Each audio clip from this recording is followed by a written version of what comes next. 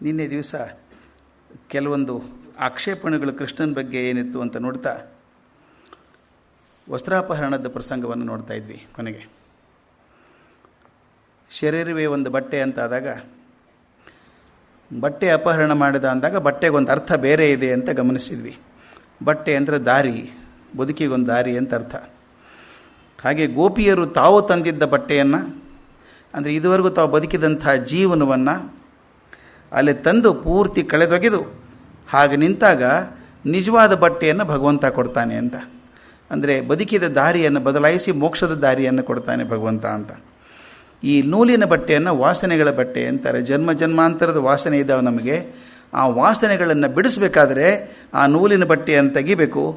ಆವಾಗಲೇ ಅಧ್ಯಾತ್ಮದ ಬಟ್ಟೆ ಸಿಗೋದು. ಅದನ್ನು ಕರುಣೆಯಾದಂಥ ಭಗವಂತ ಕೊಡ್ತಾನೆ ಅನ್ನೋದನ್ನು ನೀನೇ ಗಮನಿಸಿದ್ವಿ. ಇದು ಯಾಕೆ ಹಿಂಗಾಗ್ತದೆ ಅಂದರೆ, ಕೃಷ್ಣನಲ್ಲಿದ್ದಂಥ ಅತಿಮಾನುಷ ಶಕ್ತಿಯನ್ನು ಕಂಡಿದ್ದವರೆಲ್ಲ ಹುಡುಗಿಯರು ನಂಬಲಿಕ್ಕೆ ಆಗೋದಿಲ್ಲ. ನೀನು ಹೇಳಿದೆ, ನಾನು ಅವನ ಜೊತೆಗಿದ್ದಂಥವ್ರು ಮಾರಾಯ ನೀನು ದೇವರೋ ದಾನವನೋ ಗಂಧರ್ವನೋ ಏನಪ್ಪ ನೀನು ಅಂತ ಅವರೇ ಕೇಳುವಾಗಾದಾಗ ಈ ಹುಡುಗಿಯರಿಗೆಲ್ಲ ತುಂಬ ಆತ ದೊಡ್ಡ ಮನುಷ್ಯ, ಮಹಾ ಶಕ್ತಿವಾಂತ ಅಂತ ಅನಿಸಿದಾಗ ಅವನ ದೈವತ್ವದ ಅಚಲವಾದ ಶ್ರದ್ಧೆ ಮೂಡಿ ತಾವು ಅವನ ಸತಿಯರು ಅನ್ನುವಂಥ ಭಾವ ಅಂತರಾಳದಲ್ಲಿ ಇಳಿದಿತ್ತು. ಈ ಭಾವವನ್ನು ಅನುಭವದಲ್ಲಿ ಕಾಂತಭಾವ ಅಥವಾ ಮಧುರ ಭಾವ ಅಂತ ಕರೀತಾರೆ. ಇದನ್ನೇ ನಮ್ಮ ವಚನಕಾರರು ಶರಣಪತಿ ಲಿಂಗಸತಿ ಅಂತ ಶರಣಸತಿ ಲಿಂಗಪತಿ ಅಂತ ಕರೀತಾರೆ. ಯಾವಾಗಲೂ ಲಿಂಗಪತಿ ಶರಣಸತಿ ಇದೊಂದು ಬಹಳ ಅದ್ಭುತವಾಗಿರುವಂಥ ಕಲ್ಪನೆ. ನಮ್ಮಲ್ಲಿ ಯಾವಾಗಲೂ ಭಗವಂತ ಮ್ಯಾಸ್ಕ್ಯುಲೈನ್, ಕೊಡೋನವನು. ಭಕ್ತ ಯಾವಾಗಲೂ ಫ್ಯಾಮಿನೈನ್. ಯಾವಾಗಲೂ ಗುರು ಶಿಷ್ಯ ಸಂಬಂಧ ಕೂಡ ಚೈನಾದಲ್ಲಿ ಈ ನ್ಯಾಂಗ್ ಅಂತ ಹೇರಿ ಬಂದಾಗ ಕೂಡ ಅಲ್ಲೂ ಬರೋದು ಹಾಗೇನೆ. ಗುರು ಯಾವಾಗಲೂ ಪುರುಷ, ಸ್ತ್ರೀನೇ ಇರ್ಬೋದು, ಆದರೆ ಅದನ್ನು ಆರೋಪ ಮಾಡೋದು ಪುರುಷತ್ವ ಆರೋಪ ಮಾಡಬೇಕು, ಮ್ಯಾಸ್ಕ್ಯುಲೈನ್ ಅಂತ ಹೇಳ್ತಾರೆ. ಹಾಗೆ ಆತ ದೇವರು ಅಂತ ನಂಬಿಕೊಂಡದ್ದು. ನಮ್ಮ ಭಕ್ತಿ ಪಂಥಕ್ಕೆ ಹತ್ತಿರವಾದಂಥ ಸೂಫಿ ಪಂಥದಲ್ಲಿ ಕೂಡ ಹೇಳ್ತಾರೆ, ದೇವನ ಕಡೆ ಹೋಗಬೇಕಾದ್ರೆ 7-8 ಪಾಶಗಳನ್ನು ಕತ್ತರಿಸ್ಕೊಂಡು ಹೋಗಬೇಕು ಅಂತ ಹೇಳ್ತಾರೆ.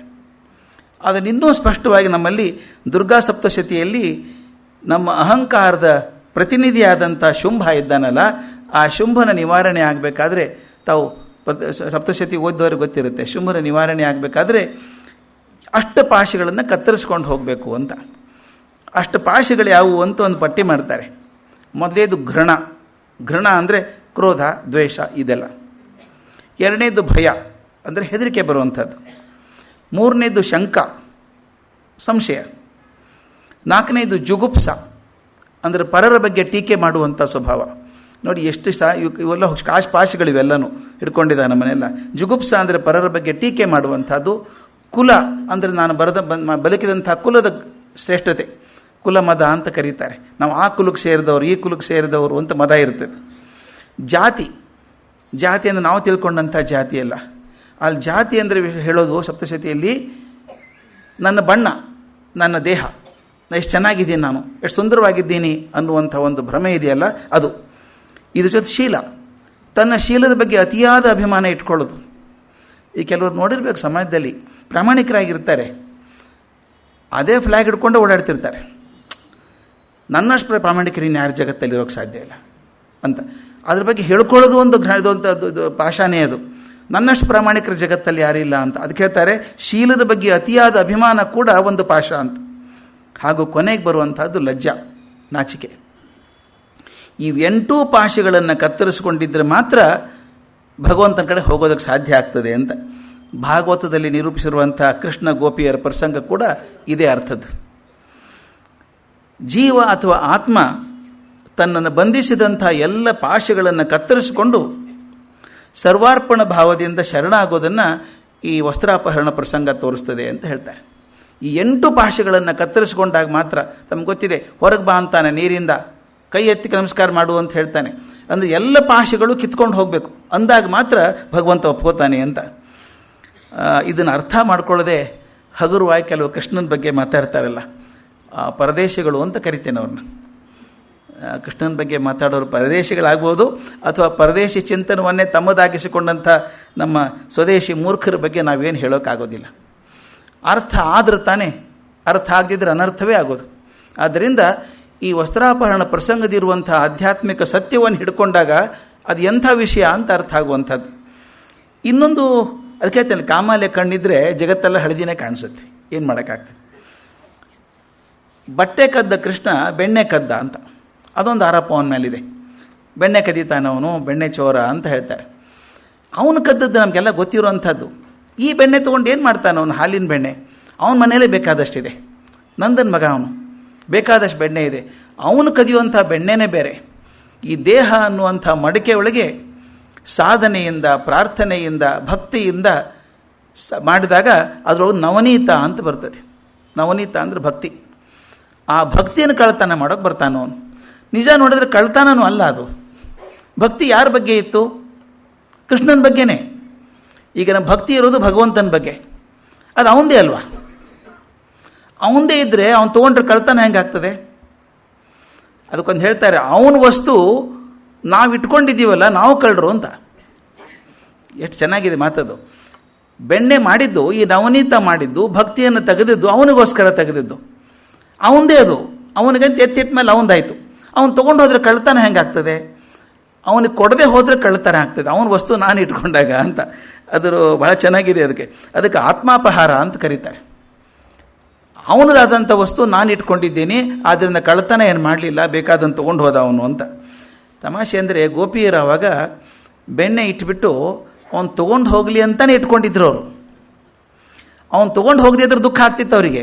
ಪಕ್ಕದ ಮನೆಯೊಳು ಬಂದು ನನ್ನ ಮನೆ ಕೃಷ್ಣ ಬಂದು ಬೆಣ್ಣೆ ತೊಗೊಂಡು ಹೋದ ಅಂದರೆ ಈಗ ಸಂಕಟ ಆಗ್ಬೇಕು, ನಮ್ಮ ಮನೆಗೆ ಬರಲೇ ಇಲ್ಲಲ್ಲ ಅವನು ಅಂತ. ಇದು ಕಳ್ಳತನ ಅಂತ ಪ್ರೀತಿಯಿಂದ ಕರೆಯುವಂಥದ್ದು. ಅವನದಾದ ವಸ್ತುವನ್ನು ಅವನು ತೊಗೊಂಡು ಹೋದಾಗ ಅದು ಕಳ್ಳತನ ಅನ್ನೋದಿಲ್ಲ ಅಂತ. ಕೃಷ್ಣನಿಗೆ ಹೆಣ್ಮಕ್ಳ ಮೇಲೆ ಬಹಳ ನಂಬಿಕೆ ಅಂತೆ. ಅದು ಮುಂದೆ ಒಂದು ಘಟನೆ ಹೇಳ್ತೀನಿ. ಅವನು ಆ್ಯಕ್ಚುಲಿ ನನ್ನ ಪ್ರಕಾರ ಎಲ್ಲ ಅವತಾರಗಳಲ್ಲಿ ಸ್ತ್ರೀಯರ ಬಗ್ಗೆ ಅತ್ಯಂತ ಗೌರವವನ್ನು ಕೊಟ್ಟಂಥ, ನಂಬಿಕೆಯನ್ನಿಟ್ಟಂಥ ಅವತಾರ ಅಂತ ಕೃಷ್ಣ ಅವತಾರ. ಸ್ತ್ರೀಗೆ ಕೊಟ್ಟಷ್ಟು ಬೆಲೆಯನ್ನು ಬಹುಶಃ ಕೃಷ್ಣ ಕೊಟ್ಟಷ್ಟು ಇನ್ನು ಯಾರೂ ಕೊಟ್ಟಿರಲಿಕ್ಕಿಲ್ಲ ಅನಿಸುತ್ತೆ. ಅವನಿಗೆ ಎಷ್ಟು ನಂಬಿಕೆ ಇತ್ತು ಅಂತ ಒಂದು ಘಟನೆ ಭಾಗವತದಲ್ಲಿ ಬರ್ತದೆ. ಇವೆಲ್ಲ ಗೋಪಾಲಕರು ಆಟ ಆಡೋದಕ್ಕೆ ಹೋಗಿದ್ದಾರೆ ಹೊರಗಡೆ, ಊರು ಹೊರಗೆ. ತುಂಬ ದೂರ ಹೋಗ್ಬಿಟ್ರು, ಬೆಟ್ಟದ ಮೇಲೆ ಕೂತ್ಕೊಂಡಿದ್ದಾರೆ. ಆ ಗೋಪಾಲಕರಿಗೆ ಹಸಿವೆ, ವಿಪರೀತ ಹಸಿವೆ. ಹೋಗಿ ಕೃಷ್ಣನಿಗೆ ಹೇಳಿದ್ರಂತ. ಕೃಷ್ಣ ಅವನೇ ಕಂಪ್ಲೇಂಟ್ ಕೊಡಬೇಕಲ್ಲ, ಅವನಿಗೆ ತುಂಬ ಹಸಿವೆ ಆಗಿದೆ ಕೃಷ್ಣ, ಏನೂ ಸಿಗ್ತಾ ಇಲ್ಲ, ತುಂಬ ದೂರ ಊರು ಬಂದುಬಿಟ್ಟಿದ್ದೀವಿ, ಏನು ಮಾಡೋದು ಅಂತ. ಕೃಷ್ಣ ಅಲ್ಲೇ ಕೂತಲ್ಲೇ ನೋಡ್ದ. ದೂರದಲ್ಲಿ ಅಗ್ರಹಾರದ ಮನೆಗಳು ಕಾಣಿಸ್ತು, ಅಲ್ಲಿ ಹೊಗೆ ಆಡೋದು ಕಾಣಿಸ್ತು. ಓಹೋ, ಯಾವುದೋ ಯಜ್ಞ ಆಗ್ತಾ ಇದೆ ಅಂತ ಗೊತ್ತಾಯಿತು. ತಕ್ಷಣ ಹೇಳಿದಂತೆ, ನೋಡ್ರೋ ಹೋಗ್ರಿ, ಅಲ್ಲಿ ಯಜ್ಞ ಆಗ್ತಾ ಇದೆ, ಅಲ್ಲಿ ಹೋಗಿ ಹೇಳಿ ಕೃಷ್ಣ ಇದ್ದಾನೆ, ಅವನಿಗೆ ನೀವು ಯಜ್ಞಕ್ಕೆ ಏನೇನು ಮಾಡಿದ್ದೀರಲ್ಲ ಎಲ್ಲ ಆಹಾರ ಕಟ್ಟಿಕೊಡಿ, ಅವನಿಗೆ ಬೇಕಾಗತ್ತೆ, ನಾವು ಹುಡುಗರೆಲ್ಲ ಊಟ ಮಾಡಬೇಕು ಅಂತ ಇಸ್ಕೊಂಬನ್ನಿ ಅಂತ ಕೊಡ್ತಾರೆ. ಹುಡುಗರೆಲ್ಲ ಓಡೋದ್ರು. ಅಲ್ಲಿ ಹೋದಾಗ ಹೋಮ ನಡೀತಾ ಇದೆ, ಪುರೋಹಿತರಿದ್ದಾರೆ, ಎಲ್ಲರೂ ಬ್ರಾಹ್ಮಣರೆಲ್ಲ ಪೂಜೆ ಮಾಡ್ತಿದ್ದಾರೆ. ಇವರು ಹುಡುಗರು ಹೇಳಿದ್ರಂತೆ, ಕೃಷ್ಣ ಬಂದಿದ್ದಾನೆ, ನೀವು ಏನೇನು ಮಾಡಿದ್ದೀರಿ ಯಜ್ಞಕ್ಕೆ ಅದೆಲ್ಲ ಆಹಾರ ಕೊಡಿ, ಹಸಿವೆ ಆಗಿದೆ, ತಿನ್ಬೇಕು ನಾವೆಲ್ಲನೂ ಅಂತ. ಸರಿಯಾಗಿ ಬೈದು ಕಳಿಸಿದ್ರು ಅವರು. ಇನ್ನು ಪೂಜೆನೇ ಆಗಿಲ್ಲ, ದೇವರಿಗೆ ಅಂತಿಟ್ಟು ನಿಮಗೆ ಕೊಡೋದಾಗತ್ತಾ, ಹೋಗ್ರಿ ಅಂತ ಬೈದು ಕಳಿಸಿದ್ರು. ಈ ಉದ್ದ ಮುಖ ಮಾಡ್ಕೊಂಡು ಬಂದು ಇವೆಲ್ಲ ವಾಪಸ್ ಬಂದು ಕೃಷ್ಣನಿಗೆ ಹೇಳಿದ್ರು, ನೀನು ಕೇಳ್ಕೊಂಡು ಹೋದ್ವಿ ನಾವು, ಬೈದು ಕಳಿಸಿದ್ರು ಅಂತ. ಯಾರಿಗೆ ಕೇಳಿದ್ರಿ ಅಂತ ಕೇಳ್ದ. ಅಲ್ಲಿದ್ರಲ್ಲ ಪುರೋಹಿತರು, ಅವ್ರನ್ನ ಕೇಳಿದೆ ಅಂತ. ಅಯ್ಯೋ ಮೂರ್ಖರ, ಗಂಡಸರನ್ನು ಕೇಳಬೇಡ್ರು, ಅಲ್ಲಿರೋಂಥ ಹೆಣ್ಮಕ್ಳು ಕೇಳಿ ಇದೇ ಮಾತು ಹೇಳಿ, ಕೃಷ್ಣ ಬಲರಾಮ ಬಂದಿದ್ದಾರೆ, ಹಸಿವೆ ಆಗಿದೆ ಅಂತೆ, ಆಹಾರ ಬೇಕಂತೆ ಅಂತ ಇಷ್ಟು ಹೇಳಿ ನೋಡಿ ಅಂದ. ಮತ್ತೆ ಹೋದ್ರು ಹುಡುಗರು. ಅಲ್ಲಿ ಹೆಣ್ಮಕ್ಳು ಹೇಳಿದ್ರಂತೆ, ಕೃಷ್ಣ ಬಲರಾಮ ಬಂದಿದ್ದಾರೆ, ತುಂಬ ಹಸಿವೆ ಆಗಿದೆ ಅಂತೆ, ಅದಕ್ಕೇನು ಕೊಡಬೇಕಂತೆ ಅಂತ. ಅವರೊಂದು ಯಜ್ಞ ಬಿಟ್ಕೊಂಡು ಹೋಗಲಿ ಅಂದರು. ಸರಸರ ಬುಟ್ಟಿ ತೊಗೊಂಡ್ರು, ಏನೇನು ಒಳ್ಳೊಳ್ಳೆ ಆಹಾರ ಇತ್ತು ಎಲ್ಲ ಆರಿಸ್ಕೊಂಡ್ರು, ಬುಟ್ಟಿಯಲ್ಲಿ ಹಾಕ್ಕೊಂಡು ಹೇಗೆ ದಡ ಓಡಿ ಬಂದರು ಅಂದರೆ, ಶುಕಾಚಾರ್ಯ ಬರೀತಾ ಇರೋದು ಹೇಳ್ತಾ ಇರೋದು ಎಷ್ಟು ಚಂದ ಅಂದರೆ, ಈ ನದಿಗಳು ಹೇಗೆ ಸಮುದ್ರದ ಕಡೆಗೆ ಓಡ್ತಾವೋ ಹಾಗೆ ಓಡಿ ಬಂದರು ಅವರು ಅಂತ. ಯಜ್ಞ ಕೊಡೋದು ಭಗವಂತನ ನೈವೇದ್ಯ ಮಾಡೋದು ಆಮೇಲೆ, ಫಸ್ಟ್ ಇವನು ಮಾಡಬೇಕು ಅಂತ ಬಂದ್ರಂತೆ. ಬಹುರ್ವಿಧಂ ಬಹುಗುಣ ಅನ್ನಮಾದಾಯ ಭಾಜನೈ ಅಭಿಸಸ್ತು ಪ್ರಿಯಂ ಸರ್ವ ಸಮುದ್ರವಿವ ನಿಮಗ್ನ ಅಂತ. ಸಮುದ್ರದ ಕಡೆಗೆ ನದಿಗಳೇ ಹೇಗೆ ಹೋಗ್ತಾವೋ ಹಾಗೆ ಓಡಿದ್ರಂತೆ ಎಲ್ಲರೂ, ಆಹಾರ ತಂದು ಕೊಟ್ರಂತೆ.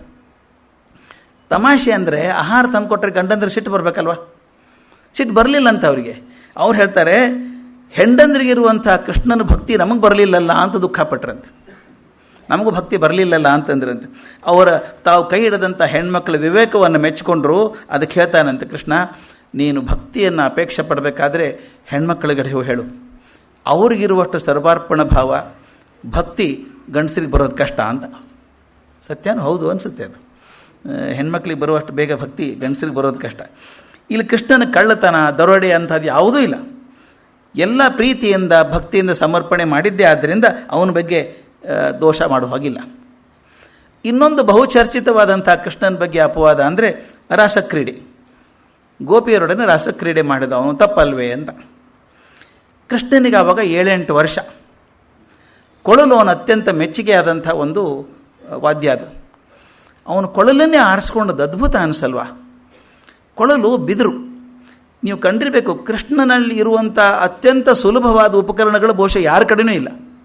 ಅವನ ಅಲಂಕಾರ ಏನು ತುಂಬ ಸುಲಭ, ಅವನಿಗೆ ಏನೂ ಬೇಕಾಗಿಲ್ಲ. ಅವನಿಗೆ ಆ ಕೊರಳಲ್ಲಿ ತುಳಸಿ ಮಾಲೆ ಹಾಕ್ಕೊಂಡ, ಇದ್ದದ್ದು ಕಾಡಲ್ಲಿ ಬೆಳೆದ ತುಳಸಿ ಹಾಕ್ಕೊಂಡ, ತಲೆಗೊಂದು ನವರಿಗೆಲೆ ಚುಚ್ಕೊಂಡ, ಕೆಲವೊಂದು ಕೊಳಲು ಹಿಡ್ಕೊಂಡ. ಬಿದಿರು, ಆ ಬಿದಿರನ್ನು ಚೆನ್ನಾಗಿ ಒಳಗಡೆ ಪೊಳ್ಳು ಮಾಡಬೇಕು. ಎಷ್ಟು ಚೆನ್ನಾಗಿದೆ ನೋಡಿ. ಒಳಗಡೆ ಪೊಳ್ಳು ಆಗದೆ ಹೋದರೆ ಸಂಗೀತ ಬರೋಲ್ಲ. ಎಷ್ಟು ಪೊಳ್ಳು ಆಗ್ತದೋ ಅಷ್ಟು ಒಳ್ಳೆಯ ಸಂಗೀತ ಬರ್ತದೆ. ಜೀವನಕ್ಕೊಂದು ಒಳ್ಳೆಯ ಮಾದರಿ ನಮಗದು. ನಾವು ಎಷ್ಟರ ಮಟ್ಟಿಗೂ ಅಕಸ್ಮಾತ್ ಕೊಳಲೊಳಗೆ ಏನಾದರೂ ಸಿಕ್ಕಾಕ್ಕೊಂಡಿದ್ರೆ ಸಂಗೀತ ಬರೋಲ್ಲ. ಅವನು ಹೇಳ್ತಾನೆ, ನಮ್ಮ ಜೀವನನೂ ಹಾಗಾಗಬೇಕು, ಖಾಲಿ ಆಗಬೇಕು. ಖಾಲಿ ಆದರೆ ಭಗವಂತ ಏನಾದರೂ ಊದಿಯಾನು, ತುಂಬಿಕೊಂಡಿದ್ರೆ ಏನು ಊದುತ್ತೆ ಅದು. ಅದಕ್ಕೆ ಟ್ಯಾಗೋರ್ ಬಹಳ ಚೆನ್ನಾಗಿ ಹೇಳ್ತಾರೆ, ಅದ್ಭುತವಾದ ಇದೇ ಮಾತನ್ನು ಹೇಳ್ತಾರೆ, I am like a reed for the to fill music in it ಅಂತ. ಚಂದದ ಮಾತು. ಭಗವಂತ, ನಾನು ಕೊಳಲು ಹಾಕಿದ್ದೀನಪ್ಪ, ಬಿದಿರಿನ ಬೊಂಬಿದ್ದಂಗೆ ಇದ್ದೀನಿ, ನೀನು ಅದರೊಳಗೆ ದಿವ್ಯವಾದಂಥ ಗಾನವನ್ನು ಊದು ಅಂತ. I am like a reed for the to fill music in it ಅಂತ. ತುಂಬಬೇಕು. ಆ ಕೊಳಲು ಹಿಡ್ಕೊಂಡಿದ್ದಾನೆ ಅವನು.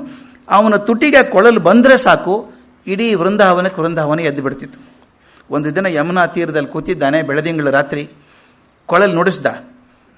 ಮನೆ ಮಾರು ಎಲ್ಲ ಮರೆತು ಹೆಣ್ಮಕ್ಳೆಲ್ಲ ಬಂದುಬಿಟ್ರು ನದಿ ದಂಡೆಗೆ. ಮೈ ಮರೆತು ಹೋದರು.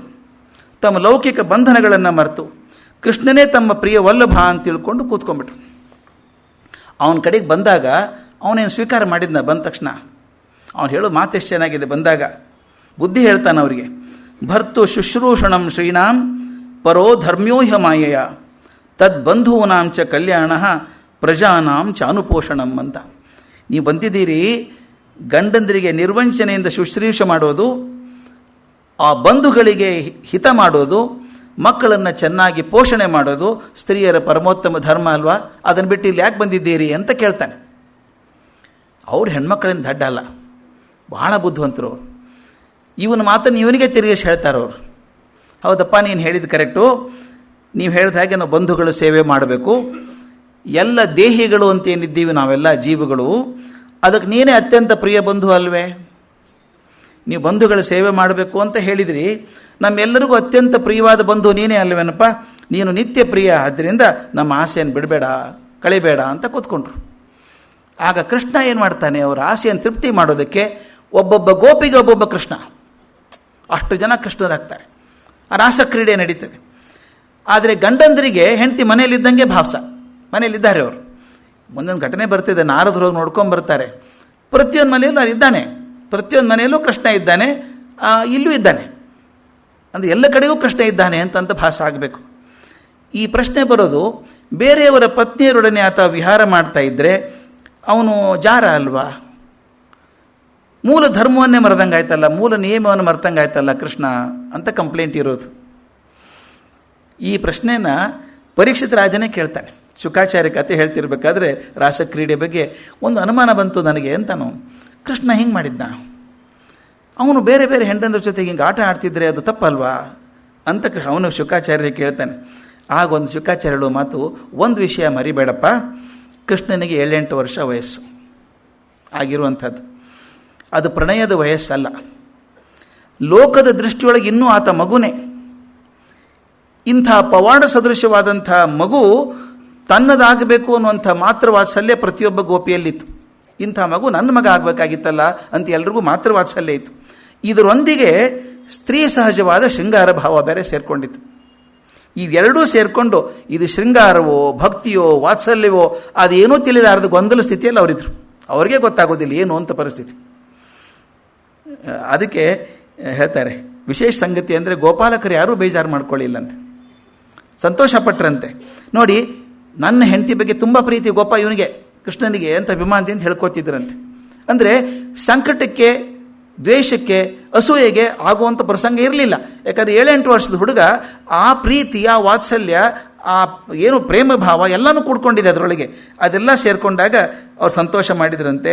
ಈ ಸತಿ ಭಾವ ಅನ್ನುವಂಥದ್ದು ಅಧ್ಯಾತ್ಮದಲ್ಲಿ ಅಪರಿಚಿತವಾದದ್ದೇನಲ್ಲ. ನಾನಾಗಲೇ ಹೇಳಿದ್ನಲ್ಲ, ಶರಣೆ ಸತಿ ಲಿಂಗಪತಿ ಅನ್ನುವಂಥದ್ದು. ಸಾಕಷ್ಟು ಜನ ನಮ್ಮಲ್ಲಿ ಸಂತರು ಆ ರೀತಿ ಆಗಿ ಹೋಗಿದ್ದಾರೆ. ನಾವು ಕಂಡಿದ್ದೇವೆ. ಅಂಡಾಳ್ ತಾನು ಶಿವನನ್ನೇ ಮದುವೆ ಆಗಬೇಕು ಅಂತ ಹೋದವಳು, ವಿಷ್ಣುವನನ್ನೇ ಮದುವೆ ಆಗಬೇಕು ಅಂತ ಹೊರಟವಳು. ಕೋದೈ ಅಂತ ಅಕ್ಕ ಮಹಾದೇವಿ ಚನ್ನ ಮಲ್ಲಿಕಾರ್ಜುನನ್ನೇ ಮದುವೆ ಆಗಬೇಕು ಅಂತ ಹೊರಟವಳು. ಮೀರಾ ಅದೇ ರೀತಿ ಬಾಸ್ರಾದ್ ರಬಿಯಾ ಅಲ್ ಅದಾವಿಯಾ, ಇವೆಲ್ಲರೂ ಭಗವಂತನನ್ನೇ ಗಂಡನನ್ನಾಗಿ ಸ್ವೀಕಾರ ಮಾಡಿದಂಥವ್ರು, ಹಾಗೆ ಬದುಕಿದಂಥವ್ರು. ಒಂದು ಸಣ್ಣ ಘಟನೆ ಯಾವತ್ತೂ ಹೇಳಿದ್ದೆ ಅದನ್ನು ನಾನು. ಒಂದು ಸಲ ಮೀರಾ ಬೃಂದಾವನಕ್ಕೆ ಹೋಗ್ತಾಳೆ. ಬೃಂದಾವನಕ್ಕೆ ಹೋಗ್ಬಿಡ್ತಾಳೆ, ಹಾಗೆ ಪ್ಲ್ಯಾನ್ ಇರೋದಿಲ್ಲ. ಸ್ನೇಹಿತರು ಕರ್ಕೊಂಡು ಭಜನೆ ಮಾಡಿಕೊಂಡು ಬೃಂದಾವನಕ್ಕೆ ಹೋಗ್ತಾಳೆ. ಬೃಂದಾವನಕ್ಕೆ ಹೋದಾಗ ಅಲ್ಲಿ ಯಾರನ್ನೂ ಬಿಡಬಾರ್ದು ಅಂತ ಅಪ್ಪಣೆ ಆಗಿದೆ, ಒಳಗಡೆ ಯಾರನ್ನೂ ಬಿಡಬಾರ್ದು ಅಂತ. ಈಗ ಹೇಳ್ತಾಳೆ, ಯಾಕೆ ಬಿಡಬಾರ್ದು? ಇಲ್ಲ, ಕೃಷ್ಣನ ಪೂಜೆ ಆಗ್ತಾ ಇದೆ, ಅದು ಯಾರು ಬಿಡಬಾರ್ದು. ಯಾರು ಬಿಡಬಾರ್ದು ಅಂತಾರೆ? ಚೈತನ್ಯ ಮಹಾಪ್ರಭುವಿನ ಮಹಾಶಿಷ್ಯರೊಬ್ಬರು ಪೂಜೆ ಮಾಡ್ತಿದ್ದಾರೆ ಕೃಷ್ಣಂದು. ಅವರು ಸ್ತ್ರೀಯರನ್ನ ನೋಡಲ್ಲ, ಆದ್ದರಿಂದ ಅಲ್ಲಿ ಯಾರೂ ಹೆಣ್ಮಕ್ಳು ಬರಬಾರ್ದು ಅಂತ ಬೌಂಡ್ರಿ ಹಾಕಿದ್ದಾರೆ ಅಂತ ಎಲ್ಲ ಗಂಡಸರು ಶಿಷ್ಯರೆಲ್ಲ ಪಂಜರ ಕಟ್ಟಿ ಕೂತಿದ್ದಾರೆ, ಒಳಗಡೆ ಯಾರನ್ನೂ ಬಿಡೋದಿಲ್ಲ ಅಂತ. ಮೀರಾಗ ರೋಷ ಬಂದ್ಬಿಡ್ತು. ಆಕೆ ಹೇಳಿದ್ದು, ಯಾರವನು ಹೊರಕರಿಯವನ ಅಂದ್ಲು. ಇಲ್ಲಿ ಒಳಗೆ ಹೋದವನು ಪೂಜೆ ಮಾಡ್ತಾರಲ್ಲ ಚೈತನ್ಯ ಮಹಾಪ್ರಭು ಶಿಷ್ಯರು, ಗಂಡಸೋ ಹೆಂಗಸೋ ಅಂತ ಕೇಳಿದ್ರು. ಗಂಡಸವರು ಅಂತ. ಹೊರಕರಿಯವ್ರನ್ನ, ಅಲ್ಲೇನು ಕೆಲಸ ಇಲ್ಲ ಅವರಿಗೆ ಅಂತೇಳಿ. ಈ ಇಡೀ ವೃಂದಾವನದಲ್ಲಿ ಗಂಡಸು ಕೃಷ್ಣ ಒಬ್ಬನೇ, ಉಳಿದವರೆಲ್ಲ ಸ್ತ್ರೀಯರೇ. ಆ ಭಾವದಿಂದ ಬಂದರೆ ಬೃಂದಾವನಕ್ಕೆ ಬರಬೇಕಿದ್ರು, ಬರಬಾರ್ದು ಅಂತ ಜೋರಾಗಿ ಗರ್ಜನೆ ಮಾಡಿದಾಗ ಶಿಷ್ಯ ಹೊರಗೆ ಬಂದು ಕಾಲು ಮುಟ್ಟಿ ನಮಸ್ಕಾರ ಮಾಡಿದ, ತಾಯಿ ನನ್ನ ಕಣ್ಣು ತೆಗೆಸಿದೆ ನೀನು, ಇಷ್ಟು ದಿವಸ ಸ್ತ್ರೀ ಮುಖ ನೋಡಲ್ಲ ಮಾತಾಡಲ್ಲ ಅಂತಿದ್ದ ಅವನು. ಅವನು ಹೇಳಿದ, ಈಗ ಅರ್ಥ ಆಯಿತು ನನಗೆ, ಕೃಷ್ಣನ ಹೊರತು ಪ್ರಪಂಚದಲ್ಲಿ ಎಲ್ಲರೂ ಸ್ತ್ರೀಯರೇ, ಕೃಷ್ಣ ಒಬ್ಬನೇ ಪುರುಷ ಅಂತ ಹೇಳಿದಂತೆ. ಈ ಭಾವನೆ ಮೊದಲಿಂದ ಇರುವಂಥದ್ದು, ಅಧ್ಯಾತ್ಮದಲ್ಲಿ ಇರುವಂಥದ್ದು. ಕೆಲವರು ಕ್ಷುದ್ರ ಜನ ಅವನನ್ನು ಜಾರ ಅಂತ ಕರೆದ್ರಲ್ಲ, ಋಗ್ವೇದದೊಳಗೆ ಭಗವಂತನನ್ನೇ ಜಾರ ಕನೀನಾಮ್ ಅಂತ ಕರೀತಾರೆ. ಅಂದರೆ ಕನ್ಯೆಯರ ಜಾರ ಅಂತ ಅರ್ಥ. ಅವನ ಹೆಸರೇ ಋಗ್ವೇದದಲ್ಲಿ ಕರೆಯೋದೆ ಜಾರ ಕನೀನಾಮ್ ಅಂತ, ಅಂದರೆ ಕನ್ಯೆಯರ ಜಾರ ಅಂತ ಅರ್ಥ. ಹಾಗೆ ಭಗವಂತನನ್ನು ಪತಿರ್ಜನೀನಾಮ್ ಅಂತ ಕರೀತಾನೆ. ವಿಚಿತ್ರ ಹೆಸರು. ಪತಿರ್ಜನೀನಾಮ್ ಅಂದರೆ ತಾಯಿಯ ಗಂಡ ಅಂತ. ಏನು ಅರ್ಥ ಇದು? ಋಗ್ವೇದದಲ್ಲಿ ಬರೋ ಮಾತು ಹಿಂಗೆ ಯಾಕೆ ಬರ್ತದೆ ಅಂತ ಅದಕ್ಕೊಂದು ಅರ್ಥ ಇದೆ. ಮದುವೆಗೆ ಮಾಡಬೇಕಾದ್ರೆ ಮಗಳು ದೊಡ್ಡವಳಾಗಿ ಪುಷ್ಟಳಾಗಿ ಸುಂದರ ರೂಪ ಪಡ್ಕೊಂಡು ಸಂತಾನ ಭಾಗ್ಯವನ್ನು ಪಡೆಯುವಂಥ ಸಾಮರ್ಥ್ಯ ಪಡೆದಾಗ ಮದುವೆ ಮಾಡುವಾಗ ಮೊದಲು ದೇವರು ಸೋಮನಾಗಿ ಕೈ ಹಿಡಿತಾನಂತೆ, ಆನಂತರ ಗಂಧರ್ವನಾಗಿ ಕೈ ಹಿಡಿತಾನೆ, 3ನೇ ಬಾರಿ ಅಗ್ನಿಯಾಗಿ ಕೈ ಹಿಡಿತಾನೆ, ಆಮೇಲೆ ಮನುಷ್ಯನ ಜೊತೆಗೆ ಮದುವೆ ಆಗೋದು. ವಿವಾಹ ವಿಧಿಯೊಳಗೆ ಮೊಟ್ಟ ಮೊದಲು ಆ ಹುಡುಗಿ ಮದುವೆ ಆಗೋದು ಭಗವಂತನ ಜೊತೆಗೆ. ಅದರಲ್ಲಿ ಯಾವುದೋ ಒಂದು ಅಶ್ಲೀಲ ಭಾವ ಅಂತ ಯಾವುದೂ ಇಲ್ಲ, ಭಗವಂತಂದೇ ವಸ್ತು ಇದು. ಆದ್ದರಿಂದ ಮೊದಲು ಮದುವೆ ಆಗೋದು. ಇವತ್ತಿಗಾದರೂ ಭಗವಂತನ ಮೊದಲು ಮದುವೆ ಆಗಬೇಕಾದ್ರೆ ನಮ್ಗೆ ಗೊತ್ತಾಗಲ್ಲ, ಮಂತ್ರ ತಿಳಿಯಲ್ಲ, ಅವು ತಿಳಿದು ಸಹ ವಿಚಾರ ಮಾಡ್ಬೋದಾಗಿತ್ತೇನೋ. ಮೊಟ್ಟ ಮೊದಲು ಮದುವೆ ಆಗೋದು ಸೋಮ, ಆನಂತರ ಗಂಧರ್ವ, 3ನೇದು ಅಗ್ನಿ. ಅದಕ್ಕೆ ಅಗ್ನಿ ಸಾಕ್ಷಿಯಾಗೇ ಮದುವೆ ಆಗಬೇಕು ನಾವು. ಅಗ್ನಿ 3ನೇದು ಆದಮೇಲೆ 4ನೇದವನು ಇವನು ಗಂಡ, ಮನುಷ್ಯ ಲಗ್ನ ಆಗುವಂಥದ್ದು. ಆದ್ದರಿಂದ ಇದರಲ್ಲಿ ಅಶ್ಲೀ ಭಾವ ಇಲ್ಲ. ಮೊಟ್ಟ ಮೊದಲನೇ ಗಂಡ ಭಗವಂತ ಅನ್ನುವಂಥ ತತ್ವವನ್ನು ಋಗ್ವೇದದಿಂದ ಆಚರಿಸ್ಕೊಂಡು ಬಂದಿದ್ದೀವಿ. ಇನ್ನೊಂದು ವಿಚಿತ್ರ ವಿಷಯ, ಸಂಸ್ಕೃತದಲ್ಲಿ ಜರ ಅಂತ ಒಂದು ಮಾತಿದೆ. ಜರ ಅಂದರೆ ವೃದ್ಧಾಪ್ಯ ಅಂತ. ನಮ್ಮಲ್ಲಿ 2 ಥರದ ವೃದ್ಧರಿದ್ದಾರೆ. ಒಬ್ಬರು ವಯೋವೃದ್ಧರು ಅಂತ, ಕೆಲವರು ಜ್ಞಾನವೃದ್ಧರು ಅಂತಿದ್ದಾರೆ. ಕೆಲವರು ವಯಸ್ಸು ಆಗಿ ವೃದ್ಧಾಪ್ಯ ಬಂದುಬಿಡ್ತದೆ, ಏನು ಮಾಡಲಿಕ್ಕಾಗೋದಿಲ್ಲ. ಇನ್ನು ಕೆಲವರು ಜ್ಞಾನವೃದ್ಧರು ಇರ್ತಾರೆ, ಸಣ್ಣ ವಯಸ್ಸಿಗೆ ಮಹಾಜ್ಞಾನ ಪಡ್ಕೊಂಡ್ಬಿಟ್ಟಿರ್ತಾರೆ. ಯಾವನೋ ಒಬ್ಬನು ಹೇಳ್ತಾನೆ, ಒಬ್ಬ Zen master was born young ಅಂತ ಒಂದು ಮಾತು ಬರ್ತದೆ. Zen master was born young, ಹುಟ್ಟಿದಾಗಲೇ ಪಂಡಿತ ಆಗಿದ್ದ ಅವನು ಅಂತ. ಅಂದರೆ ವಯಸ್ಸಾಗಬೇಕಾದ್ರೆ, ವೃದ್ಧರಾಗಬೇಕಾದ್ರೆ ವಯಸ್ಸೇ ಆಗಬೇಕು ಅಂತಿಲ್ಲ, ಜ್ಞಾನದಿಂದನೂ ಆಗ್ಬೋದು. ವಯೋವೃದ್ಧ, ಜ್ಞಾನವೃದ್ಧ. ಜರ ಅಂದರೆ ವೃದ್ಧಾಪ್ಯ ಅಂತ ಹೇಳಿದೆ. ಯಾರು ವೃದ್ಧಾಪ್ಯವನ್ನು ಉಂಟು ಮಾಡ್ತಾನೋ ಅವನು ಜಾರ, ವೃದ್ಧಾಪ್ಯವನ್ನು ತರೋ ಅಂತ ಅವನು ಜಾರ. ಇಲ್ಲೇನು ವೃದ್ಧಾಪ್ಯ ತಂದ ಇವನು? ಈ ಗೋಪಿಕಾ ಸ್ತ್ರೀಯರಿದ್ದರಲ್ಲ, ಪಾಪ ಮುಗ್ಧರು, ಹಾಲು ಮೊಸರು ಮಾರಾಟಕೊಂಡು ತಮ್ಮ ಜೀವನದ ವಿಧಿಯಲ್ಲಿದ್ದಂಥ ಹೆಣ್ಮಕ್ಕಳಿಗೆ ತಾನು ವಿಶೇಷವಾದಂಥ ಒಂದು ಅನುಭವವನ್ನು, ಆಧ್ಯಾತ್ಮಿಕ ಅನುಭವವನ್ನು ನೀಡಿ ಅವ್ರನ್ನ ಜ್ಞಾನವೃದ್ಧರನ್ನಾಗಿ ಮಾಡಿದ ಕೃಷ್ಣ ಅಂತ. ಅವರು ಜ್ಞಾನವೃದ್ಧರನ್ನಾಗಿ ಮಾಡಿದ್ರಿಂದ ಅವನು ಜಾರ ಅಂತ. ಜರೆಯನ್ನು ತಂದವನು ಜಾರ, ವೃದ್ಧಾಪ್ಯವನ್ನು ತಂದವನು. ಅದರಲ್ಲಿ ಜ್ಞಾನ ವೃದ್ಧಾಪ್ಯವನ್ನು ತಂದವನು, ಆಧ್ಯಾತ್ಮಿಕ ಸ್ಪರ್ಶವನ್ನು ಕೊಟ್ಟವರ ಜೀವನದಲ್ಲಿ ವೃದ್ಧಾಪ್ಯವನ್ನು ತಂದಿರೋದ್ರಿಂದ ಅವನು ಕೃಷ್ಣ ಜಾರ ಅಂತಂತಾರೆ. ಜಾರ ಅಂದ್ರೆ ತಪ್ಪೇನಲ್ಲ. ಹೀಗಾಗಿ 7-8 ವರ್ಷದ ಪವಾಡ ಸದೃಶ್ಯವಾದ ಹುಡುಗ ಆ ತಾಯಂದಿರ ಬಗ್ಗೆ ನಡ್ಕೊಂಡ ರೀತಿ ಬಗ್ಗೆ ಈಗ ಕೆಲವು ಮಹಾನುಭಾವರು ಏನು ಮಾತಾಡ್ತಾರೆ ಅವರನ್ನು ದೇವರೇ ಕ್ಷಮಿಸಬೇಕು ಅಂತ ಕೇಳ್ಕೋಬೇಕಷ್ಟೇ. ಯಾವುದೇ ಅನ್ಯಾಯವನ್ನು, ಕಳಂಕವನ್ನು ಖಚಿತವಾಗಿ ಸಹಿಸದೇ ಇರುವಂಥ ವಿವೇಕಾನಂದರು ಈ ಪ್ರಸಂಗದ ಬಗ್ಗೆ ಒಂದು ಮಾತು ಬರೀತಾರೆ.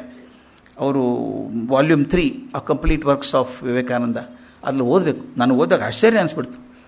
ಅವ್ರು ಬರೀತಾರೆ, ಈ ಪ್ರಸಂಗದ ಬಗ್ಗೆ ಬರೀತಾರೆ, ಕೃಷ್ಣ ಗೋಪಿಯರ ಸಂಬಂಧದ ಬಗ್ಗೆ ಬರೀತಾರೆ. ಅರಿತುಕೊಳ್ಳಲು ಅತ್ಯಂತ ಕಷ್ಟವಾದ ಅವನ ಅದ್ಭುತ ಜೀವನ ಪಥವನ್ನು ಜಿತೇಂದ್ರಿಯರು, ಪರಿಶುದ್ಧ ಹೃದಯರು, ಇನ್ನೂ ಆಗಿಲ್ಲದವರು ಯಾರೂ ಅರ್ಥ ಮಾಡಿಕೊಳ್ಳಲು ಪ್ರಯತ್ನಿಸಬಾರದು. ವೃಂದಾವನದ ಆ ಚೆಲುವಿನ ಕ್ರೀಡೆಯಲ್ಲಿ ಪ್ರತಿಮಾ ರೂಪದಲ್ಲಿ ತೋರ್ಪಟ್ಟ ಆ ಪ್ರೇಮದ ಅನಂತತೆಯನ್ನು ಪ್ರೇಮಮತ್ತರಾಗಿಲ್ಲದವರು, ಜೀವನವೇ ಪ್ರೇಮಮಯವಾಗಿಲ್ಲದವರು ಅರಿಯಲಾರರು. ಇಂದು ಅಥವಾ ಮುಂದೆ ಏನನ್ನೂ ಬಯಸದ, ಸ್ವರ್ಗವನ್ನೂ ಬೇಡ ಎನ್ನುವ ಶುದ್ಧ ಪ್ರೇಮದ ಮೂರ್ತ ಪ್ರೇಮರಾದ ಗೋಪಿಯರ ಪ್ರೇಮಮಯ ಹೃದಯದ ತುಡಿತವನ್ನು ಅರಿಯಬಲ್ಲವರಾರು. ಪ್ರೇಮಕ್ಕಾಗಿಯೇ ಪ್ರೇಮ, ಕರ್ತವ್ಯಕ್ಕಾಗಿಯೇ ಕರ್ತವ್ಯ ಎಂಬ ದಿವ್ಯ ಆದರ್ಶವು ಧರ್ಮದ ಇತಿಹಾಸದಲ್ಲಿ ಒಂದು ಮಹಾ ರಸಘಟ್ಟ. ಎಷ್ಟು ಚಂದ ಮಾತದು. ಧರ್ಮದ ಇತಿಹಾಸದಲ್ಲಿ ಒಂದು ದೊಡ್ಡ ರಸಘಟ್ಟ. ಇದು ಮೊಟ್ಟ ಮೊದಲ ಬಾರಿಗೆ ಮಾನವ ಇತಿಹಾಸದಲ್ಲಿ ಹೊಮ್ಮಿ ಬಂದದ್ದು ಅವತಾರ ಶ್ರೇಷ್ಠನಾದ ಕೃಷ್ಣನ ಮುಖದಿಂದ, ಅದು ಭಾರತದ ನೆಲದಲ್ಲಿ ಅಂತ ಅಭಿಮಾನದಿಂದ ಹೇಳ್ತಾರೆ ವಿವೇಕಾನಂದರು. ಅಂದರೆ ಅದ್ರ ಬಗ್ಗೆ ನಮ್ಮ ಕಪ್ಪು ದೃಷ್ಟಿ ಬೇಡ ಅಂತ. ಕೃಷ್ಣ ಬಲರಾಮನ್ನು ಕೊಲ್ಲೋದಕ್ಕೆ ಏನೇನು ಪ್ರಯತ್ನ ಮಾಡಬೇಕೋ ಎಲ್ಲ ಮಾಡಿದ ಕಂಸ. ಯಾವುದೂ ಆಗಲಿಲ್ಲ ಅಂದಮೇಲೆ ಕೊನೆಗೊಂದು ತೀರ್ಮಾನ ಮಾಡಿದ, ಅವ್ರನ್ನಿಲ್ಲೇ ಕರೆಸ್ಕೊಂಡ್ಬಿಟ್ಟು ನಾನೇ ಕೊಂದ್ಬಿಟ್ರೆ ಒಳ್ಳೆಯದು. ಇವ್ರು ಯಾರು ಅಸಿಸ್ಟೆಂಟ್ ಕಲಿಸಿ ಆಗಲಿಲ್ಲ, ಅದು ಕೊಡೆ ತಾನೇ ಮಾಡಬೇಕು. ಡೈರೆಕ್ಟ್ ಇಂಟರ್ವೆನ್ಷನ್ ಅಂತ ಕರೀತಾರೆ ಮಿಲಿಟ್ರಿಯಲ್ಲಿ. ಇದನ್ನು ಟೀಮ್ ಕಳಿಸಿ ನೋಡೋದು ಆಗದೆ ಹೋದ್ರೆ ಡೈರೆಕ್ಟ್ ಇಂಟರ್ವೆನ್ಷನ್ನು ಕರೆಸಿದ. ಅವ್ರು ಕರೆಸೋದಕ್ಕೆ ಅಕ್ರೂರನ್ನ ಹೇಳಿ ಕಳಿಸ್ದ, ಕರ್ಕೊಂಬನ್ನಿ ಕೃಷ್ಣ ಬಲರಾಮರನ್ನ ಅಂತ. ಅವಾಗ ಸುಮಾರು 12-13 ವರ್ಷ ಇರಬೇಕು ಕೃಷ್ಣನಿಗೆ. ಅಕ್ರೂರ, ಇದು ವಿಷಯ ಭಾಳ ವಿಚಿತ್ರ ಆಗುವಂಥ ಘಟನೆ ಇದು.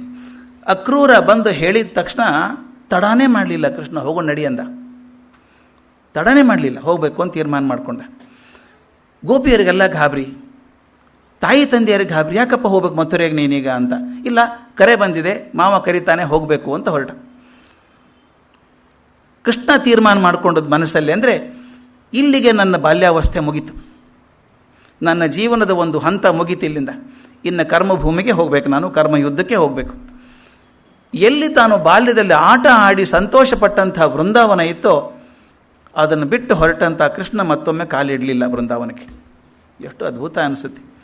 ನಾವು ಯಾವುದಾದ್ರೂ ಮನೇಲಿ ಬಾಡಿಗೆ ಇದ್ದರೆ 1-2 ವರ್ಷ ಅದೇ ರೋಡಲ್ಲಿ ಹೋದ್ರೆ ನೋಡಬೇಕು ಅನಿಸುತ್ತೆ ಮನೆ. ಇಲ್ಲ, ಬಾಡಿಗೆ ಮನೆ ಅದು. ಹುಟ್ಟಿ ಬೆಳೆದಂಥ ವೃಂದಾವನ, ಅಷ್ಟು ಪವಾಡಗಳನ್ನು ಮಾಡಿದಂಥ, ಪ್ರೀತಿಯನ್ನು ಸಂಪಾದನೆ ಮಾಡಿದಂಥ ಆ ವೃಂದಾವನವನ್ನು ಆಬ್ಸಲ್ಯೂಟ್ಲಿ ಅನ್ಅಟ್ಯಾಚ್ಡ್, ಅದು ಮಮಕಾರ ಅನ್ನೋದು ಇಲ್ಲೇ ಇಲ್ಲ ಅನಿಸುತ್ತೆ. ಹೊರಟು ಬಿಟ್ಟು ಆ ಕ್ಲಾಸ್ ಕ್ಲೋಸ್, ಆ ಚಾಪ್ಟರ್ ಮುಗಿತಲ್ಲಿ. ಈ ಥರದ್ದು ಅದ್ಭುತ ಅದು ಮನಸ್ಸು. ಸಣ್ಣ ಹುಡುಗ ಬೇರೆ ಹೊರಟವನು ಆ ಬೃಂದಾವನ ಚಿತ್ರಗಳು ಮನಸ್ಸಲ್ಲಿ ಎಷ್ಟು ಕಾಡಿದ್ವೋ ಏನೋ ಅವನ್ನ. ನಮಗೆಲ್ಲ ಆಗಲ್ಲೇನ್ರಿ, ಎಲ್ಲಿ ಒಂದು ಪ್ರವಾಸಕ್ಕೆ ಹೋಗಿ ಬಂದರೆ 3 ದಿವಸ 1 ವರ್ಷ ನೆನೆಸ್ಕೋತೀವಿ, ಅದೆಷ್ಟು ಚೆನ್ನಾಗಿತ್ತಲ್ಲ 3 ದಿವಸ ಅವತ್ತು ನೆನೆಸ್ಕೋತೀವಿ. 1 ವರ್ಷ ಆದಮೇಲೆ ಅಂಥದ್ದು ಇಷ್ಟು ವರ್ಷ ಕಳೆದಂಥ ಬಾಲ್ಯ, ಅಷ್ಟು ಸಂತೋಷವಾಗಿದ್ದಂಥ ಬಾಲ್ಯ ನೆನಪಿಸ್ತಿಲ್ವ? ಹಾಗಾದರೆ ಅವನಿಗೆ ನೆನಪಾಗಿರಬೇಕು, ಆದರೂ ಒಂದು ಸಲ ತೋರ್ಪಡಿಸ್ಕೊಳ್ಳಿಲ್ಲ ಅವನು, ನೆನಪಾಗ್ತದೆ ಅಂತ ಹೇಳಿ. ಮುಗೀತು, ಆ ಚಾಪ್ಟರ್ ಮುಗೀತು. ಹಾಗೆ ಗೆರೆ ಹಾಕ್ಕೊಂಡು ಬದುಕೋದಿದೆಯಲ್ಲ, ನೀವು ಕೃಷ್ಣನ ಜೀವನ ನೋಡಿದರೆ 3 ಗೆರೆ ಕ್ಲಿಯರ್ ಹಾಕ್ಬೋದು. ಬಾಲ್ಯ ವೃಂದಾವನ ಬಿಡೋವರೆಗೂ ಒಂದು ಭಾಗ ಆದರೆ, ಮುಂದೆ ಮಥುರೆ ದ್ವಾರಕೆ ಕಟ್ಟಿದ್ದು 2ನೇದು, ಮುಂದೆ ಕುರುಕ್ಷೇತ್ರ ಯುದ್ಧ 3ನೇದು. ಈ 3 ಭಾಗಗಳನ್ನು ಗುರುತಿಸ್ಬೋದು. ಇಲ್ಲಿ ಬಂದು ಹೊರಟವನು ತಕ್ಷಣವೇ ಎಲ್ಲ ಸಂಬಂಧಗಳನ್ನು, ಪ್ರೀತಿಯ ಹಗ್ಗಗಳನ್ನು ಕತ್ತರಿಸಿಕೊಂಡು ಹೊರಟೇ ಬಿಟ್ಟ. ಇನ್ನೊಂದು ಮಾತನ್ನು ಇಲ್ಲಿ ಹೇಳಬೇಕು, ಯಾಕಂದರೆ ನಮ್ಮ ಪುತಿ ನರಸಿಂಹಾಚಾರ್ಯರು ತುಂಬ ಚೆನ್ನಾಗಿ ಬರೆದಿದ್ದಾರೆ ಗೋಕುಲ ನಿರ್ಗಮನ ಅಂತ. ಗೋಕುಲದಿಂದ ಹೋಗುವಾಗ ಏನಾಯಿತು ಅಂತ ಕವಿ ಸಮಯ, ಅದು ಕವಿ ಪ್ರತಿಭೆಯಿಂದ ಬರೆದದ್ದು. ರಾಧೆ ಬಗ್ಗೆ ಒಂದು ಮಾತು ಹೇಳಲೇಬೇಕು ನಾನು, ಈಗ ರಾಧೆ ಬಗ್ಗೆ ಹೇಳಿದ್ರೆ ತಪ್ಪಾಗುತ್ತೆ. ರಾಧೆ ಬಗ್ಗೆ ಹೇಳ್ತಾರೆ, ರಾಧಾಕೃಷ್ಣ ಅಂತ ಆಗ್ಬಿಟ್ಟ ಅವನು. ಎಷ್ಟರ ಮಟ್ಟಿಗೆ ಕೃಷ್ಣನನ್ನು ಅನನ್ಯಗೊಳಿಸಿದ್ದಾರೆ ರಾಧೆ ಜೊತೆಗೆ ಅಂದರೆ ಕರೆಯೋದೇ ರಾಧಾಕೃಷ್ಣ ಅಂತ ಹೇಳಿ ಕರೆಯೋದು. ಇವತ್ತಿಗಾದ್ರೂ ನೀವು ಅಲ್ಲಿ ಹೋದರೆ ತೋರಿಸ್ತಾರೆ, ರಾಧೆ ಊರಿದು, ರಾಧೆ ಮನೆ ಅಂತೆಲ್ಲ ತೋರಿಸ್ತಾರೆ. ಆದರೆ ಕೃಷ್ಣನ ಬದುಕಿನ ಅಥವಾ ಚರಿತ್ರೆಯ ಆಧಾರ ಗ್ರಂಥಗಳನ್ನು ನೋಡ್ತಾ ಹೋದರೆ 3 ಮಹಾಭಾರತ, ಹರಿವಂಶ, ಪುರಾಣ, ಭಾಗವತ, ಈ 4ರಲ್ಲಿ ಕೂಡ ರಾಧೆ ಹೆಸರೇ ಇಲ್ಲ. ರಾಧೆ ಹೆಸರೇ ಇಲ್ಲ ಅಲ್ಲಿ. ಅದು ಕಲ್ಪನೆ ಒಂದು ಪಾತ್ರ ಅದು. ಆದರೆ ಒಂದೇ ಒಂದು ಕಡೆ ಭಾಗವತದಲ್ಲಿ ಒಂದು ಸಣ್ಣ ಶಬ್ದ ಬರ್ತದೆ ಅಷ್ಟೇ, ಶಬ್ದ ಬರ್ತದೆ. ಏನು ಅಂದರೆ, ರಾಸಕ್ರೀಡೆ ಇನ್ನೇನು ಪ್ರಾರಂಭ ಆಗ್ತದೆ ಅನ್ನೋ ಹೊತ್ತಿನಲ್ಲಿ ಭಾಗ್ಯಶಾಲಿಯಾದ ಗೋಪಿಯೊಬ್ಬಳು ಕೃಷ್ಣನೊಡನೆ ಏಕಾಂತಕ್ಕೆ ಹೋದಳು ಅಂತ ಬರ್ತದೆ. ಅಲ್ಲಿ ಹೋಗುವಾಗ ಒಂದು ಮಾತನ್ನು ಹೇಳ್ತಾರೆ, ಅನಯಾರಾಧಿತಾ ಕೃಷ್ಣ ಅಂತ. ಅನಯಾರಾಧಿತಾ ಕೃಷ್ಣ ಅಂದರೆ ಕೃಷ್ಣನಿಂದ ಆರಾಧಿಸಲ್ಪಟ್ಟವಳು ಅಂತ ಅಷ್ಟೇ ಅರ್ಥ ಅದು. ಆ ಬಹುಶಃ ಅದೇ ಶಬ್ದ ಹಿಡ್ಕೊಂಡು ಯಾವನಾದರೂ ಹಂದರದ ಮೇಲೆ ಮುಂದಿನ ಕವಿ ಸೃಷ್ಟಿ ಮಾಡಿದ್ನೋ ಗೊತ್ತಿಲ್ಲ. ರಾಧಿತಾ ಅಂತಿತ್ತಲ್ಲ, ಅದು ಅನಯ ರಾಧಿತಾ ಅಂತಿದ್ದದನ್ನು ರಾಧಾ ಅಂತ ಇಟ್ಕೊಂಡು ಮಾಡಿದ್ನೋ ಏನೋ ಗೊತ್ತಿಲ್ಲ. ರಾಧೆ ಎಂಬ ಸುಂದರ ಗೋಪಿಯನ್ನು ಸೃಷ್ಟಿ ಮಾಡಿರ್ಬೇಕು. ನಂತರ ರಾಧೆ ಕತೆ ಮುಂದೆ ವಿವರವಾಗಿ ಬರೋದು ಭಾಗವತದ ನಂತರ ಬಹುಕಾಲದ ಮೇಲೆ ಬಂದಂಥ ಬ್ರಹ್ಮ ವಿವರ್ತ ಪುರಾಣದಲ್ಲಿ ಬರ್ತದೆ. ಬ್ರಹ್ಮ ವಿವರ್ತ ಪುರಾಣದಲ್ಲಿ ಕೃಷ್ಣಖಂಡ ಅಂತ ಬರ್ತದೆ.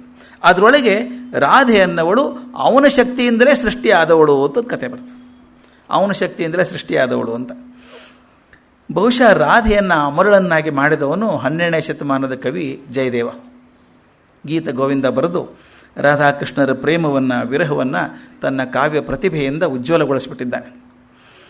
15ನೇ ಶತಮಾನದಲ್ಲಿ ಚೈತನ್ಯ ಮಹಾಪ್ರಭು, ಮೀರಾ ಮತ್ತು ಇತರ ಸಂತರಿಂದ ಬೆಳೆಸಲ್ಪಟ್ಟಂಥ ಈ ವೈಷ್ಣವ ಪಂಥ ಏನಿತ್ತು, ಆ ಪಂಥದೊಳಗೆ ಕೃಷ್ಣ ಭಕ್ತಿ ಪಂಥದಲ್ಲಿ ರಾಧೆಗೊಂದು ಸ್ಥಾನ ನಿರ್ಮಾಣ ಮಾಡಿಬಿಟ್ರು. ಇವತ್ತಿಗಾದರೂ ಕೃಷ್ಣ ಪಂಥದಲ್ಲಿ ರಾಧಾಕೃಷ್ಣ ಅಂತೇ ಇರೋದು, ರಾಧೆ ಬಹಳ ಮುಖ್ಯ ಅಲ್ಲಿ. ಈ ಕವಿಗಳು ತಮ್ಮ ಪ್ರತಿಭೆಯಿಂದ ಮನುಷ್ಯರಲ್ಲಿರುವಂಥ ಮಧುರ ಭಾವ, ಪ್ರೇಮ ಭಾವ, ಕಾಮಭಾವ, ಸರ್ಮಾರ್ಪಣ ಭಾವ ಈ ಎಲ್ಲವನ್ನು ಪ್ರತಿಮೆಯನ್ನಾಗಿಸಿ ಒಂದು ರೂಪಕವನ್ನಾಗಿಸಿ ಮಾಡಿದಂಥದ್ದು ರಾಧೆಯ ಪಾತ್ರ. ಅದಕ್ಕೆ ನಾನು ನಮ್ಮ ಸ್ನೇಹಿತರೊಬ್ಬರಿದ್ದಾರೆ, ರಾಧಾಕೃಷ್ಣ ಅಂತ ಹೇಳ್ತೀನಿ. ನಿನ್ನ ಹೆಸರಲ್ಲಿ ಅರ್ಧ ಸತ್ಯ ಇದೆ, ಅರ್ಧ ಅಸತ್ಯ ಇದೆ ಅಂತ ಹೇಳು. ಕೃಷ್ಣ ಸತ್ಯ, ರಾಧೆ ಕಲ್ಪನೆ. ಆದ್ದರಿಂದ ಅದರ ಕಲ್ಪನೆ ಎಷ್ಟು ಅದ್ಭುತವಾದಂತಹ ಕಲ್ಪನೆ ಅಂತಂದರೆ ಅದು ಅನನ್ಯವಾಗಿ ಸೇರ್ಕೊಂಡ್ಬಿಟ್ಟಿದೆ ಅದರ ಜೊತೆಗೆ ಅಂತ. ತೊಂದರೆ ಇಲ್ಲ. ಅದಕ್ಕೊಂದು ಚಂದ ಹೇಳ್ತಾರೆ, ಪ್ರಕೃತಿ ತತ್ವ ಪ್ರಧಾನವಾದ ಪ್ರಾಚೀನ ಸಾಂಖ್ಯದೊಳಗೆ ಪ್ರಕೃತಿ ತತ್ವವೇ ಮುಂದೆ ಬೆಳೆದ ವೈಷ್ಣವ ಪಂಥದಲ್ಲಿ ರಾಧೆಯಾಗಿ ಪರಿವರ್ತನೆ ಆಗಿರಬೇಕು ಅಂತ. ಆ ಪ್ರಕೃತಿ ತತ್ವ ಅಂತ ಏನಿದೆ ಅದೇ ಮುಂದೆ ರಾಧೆ ಅಂತ ಮಾರ್ಪಾಟು ಆಗಿರಬೇಕು ಅಂತ ಹೇಳ್ತಾರೆ. ಈ ಮುಂದಿನಿಂದ ಹಂತ, ಇಲ್ಲಿಂದ ಮುಂದಿನ ಹಂತ ಇದೆಯಲ್ಲ, ಇದೊಂದು ಅದ್ಭುತವಾದ ಹಂತ ಕೃಷ್ಣನ ಜೀವನದಲ್ಲಿ. ಈಗ ಬಾಲ್ಯ ಮುಗೀತು, ಇನ್ನು ಒಂದು ರಾಜಕೀಯ ಮುತ್ಸದ್ದಿತನ ನೋಡಬೇಕು. ಅದು ಏನು ಜೀನಿಯಸ್, ಆರ್ಗನೈಸಿಂಗ್ ಎಬಿಲಿಟಿ ಅಂದರೆ ಅದ್ಭುತ. ಆ ವಯಸ್ಸಿಗೆ ಸಾಧ್ಯ ಇದೆಯಾ ಅಂತ ಅನಿಸ್ಬಿಡುತ್ತೆ ಒಂದು ಸಲ. ಅಲ್ಲಿ ಬಂದ ಸೋದರ ಮಾವನಿಂದ ಆಮಂತ್ರಿತನಾಗಿ ಬಂದಿದ್ದಾನೆ.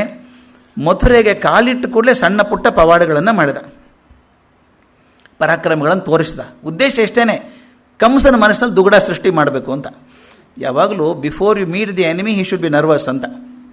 ಅವ್ನು ನರ್ವಸ್ ಮಾಡಬೇಕಲ್ಲ, ಅದಕ್ಕೇನು ಮಾಡಿದ, ಅವನು ಸಣ್ಣ ಸಣ್ಣ ಕೆಲಸ ಮಾಡಿದ. ಆ ತ್ರಿವಿಕ್ರಿಯ ಗೂನನ್ನು ಸರಿ ಮಾಡಿದ. ಹಿಂಗೆ ಅದು ಎಷ್ಟು ಸುಲಭ ಮಾಡಿಬಿಟ್ಟ ನೋಡಿ, ಎಂಥ ಬ್ಯೂಟಿಫುಲ್ ಆರ್ಥೋಪೆಡಿಷನ್. ಪಾದದ ಮೇಲೆ ಬೆರಳಿಟ್ಟು ಹಿಂಗೆ ಗದ್ದ ಹಿಡಿದು ಎತ್ತಿದ ತಕ್ಷಣ ಸೀದಾನೆ ಆಗಿಬಿಟ್ಲು ಅಂತ, ಪೂರ ಕಡೆ ಚೆಂದ ಆಗಿಬಿಟ್ಲು ಅಂತ ಹೇಳ್ತಾನೆ. ಆಮೇಲೆ ಆ ದೊಡ್ಡ ಧನು ಇತ್ತು, ಆ ಧನುವನ್ನು ಮುರಿದು ಹಾಕಿದ. ಇವನು ತೊಂದರೆ ಕೊಡಬೇಕು ಅಂತ ಕುವಲಯ ಪೀಡ ಅಂತ ಒಂದು ಆನೆ ಕಳಿಸಿದ, ಆನೆಯನ್ನು ಮರ್ದಿಸ್ಬಿಟ್ಟ. ಇಷ್ಟೆಲ್ಲ ಮಾಡಿ ಒಳಗೆ ಹೋದ್ನಲ್ಲ, ಒಳಗೆ ಹೋದಾಗ ಇದನ್ನು ಮುನ್ಷಿಯವ್ರ ಭಾಷೆ ಕೇಳಬೇಕು. ಇದನ್ನು ಬೇರೆ ಕಡೆ ನನಗೆ ಅಷ್ಟು ಹಿಡಿಸ್ಲಿಲ್ಲ. ಇದು ಮುನ್ಷಿಯವರು ಈ ಪವಾಡಗಳನ್ನು, ಕುವಲಯ ಪೀಡವನ್ನು ಹೇಗೆ ಸೋಲಿಸಿದ ಆಶ್ಚರ್ಯ ಅನಿಸಲ್ವ ನಮಗೆ? ಸಣ್ಣ ಮಗು ದೊಡ್ಡ ಆನೆ ಹೆಂಗೆ ಸೋಲಿಸ್ತಾನವನು ಅಂತ ಅನಿಸುತ್ತೆ. ಆದರೆ ಕೃಷ್ಣನ್ ನೋಡ್ಬೇಕು, ಅವ್ನು ಎಷ್ಟು ಚಂದ ವರ್ಣನೆ ಮಾಡ್ತಾರೆ ಅವರು, ಏನು ಮಾಡಿ ಆನೆಯಿಂದ ಪಾರಾದ ಅವನು ಅಂತ. ಆ ಚಾಣೂರ ಮುಷ್ಟಿಕ ದಾಂಡಿಗರು, ಸುಮೋ ರೆಸ್ಲರ್ ಇದ್ದಂಗಿದ್ದಾರೆ ಅವರು. ಈ ಪಾಪ ಪುಟ್ಟ ಹುಡುಗ ಅವ್ನು ಹೆಂಗೆ ಪಾರಾದ ಅಂತ ಅವ್ರು ಹೇಳ್ತಾರೆ. ಅವ್ನು ಕುಸ್ತಿ ಆಡೋದಕ್ಕಿಂತ ಮೊದಲು ದಣಿಸ್ಬಿಟ್ಟ ಅವ್ರು ಓಡಾಡಿಸಿ. ಅವ್ರು ಸ್ಥೂಲ ದೇಹ, ತಿರುಗೋಕೆ 3 ನಿಮಿಷ ಬೇಕು ಅವರಿಗೆ. ಇನ್ನು ಗರಗರ ತಿರುಗೋನು, ತಿರುಗಿ ಚಕ್ರ ಬಂದು ಬೀಳ್ಬೇಕು ಅವರು. ಅವ್ನು ಹೆಂಗೆ ಹಣ್ಣು ಮಾಡಿ ಈ ಮುಂಗುಸಿ ಹಾವು ಆಡ್ಬೇಕಾದ್ರೆ ಹೆಂಗೆ ಮಾಡ್ತದಂತೆ.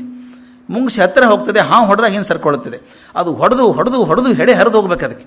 ಆ ಸುಸ್ತು ಆದಾಗ ಪಟ್ಟಂಗೆ ಹಿಡ್ಕೊಂಡ್ಬಿಡುತ್ತಂತೆ. ಹಾಗೆ ಕೃಷ್ಣ ಮುಂಗುಸಿ ಹಾಗೆ ಅವ್ರು ಓಡಾಡಿಸಿ ಹೊಡೆದ ಅವನ ಅಂತ ಎಷ್ಟು ಚಂದ ಹೇಳ್ತಾನೆ.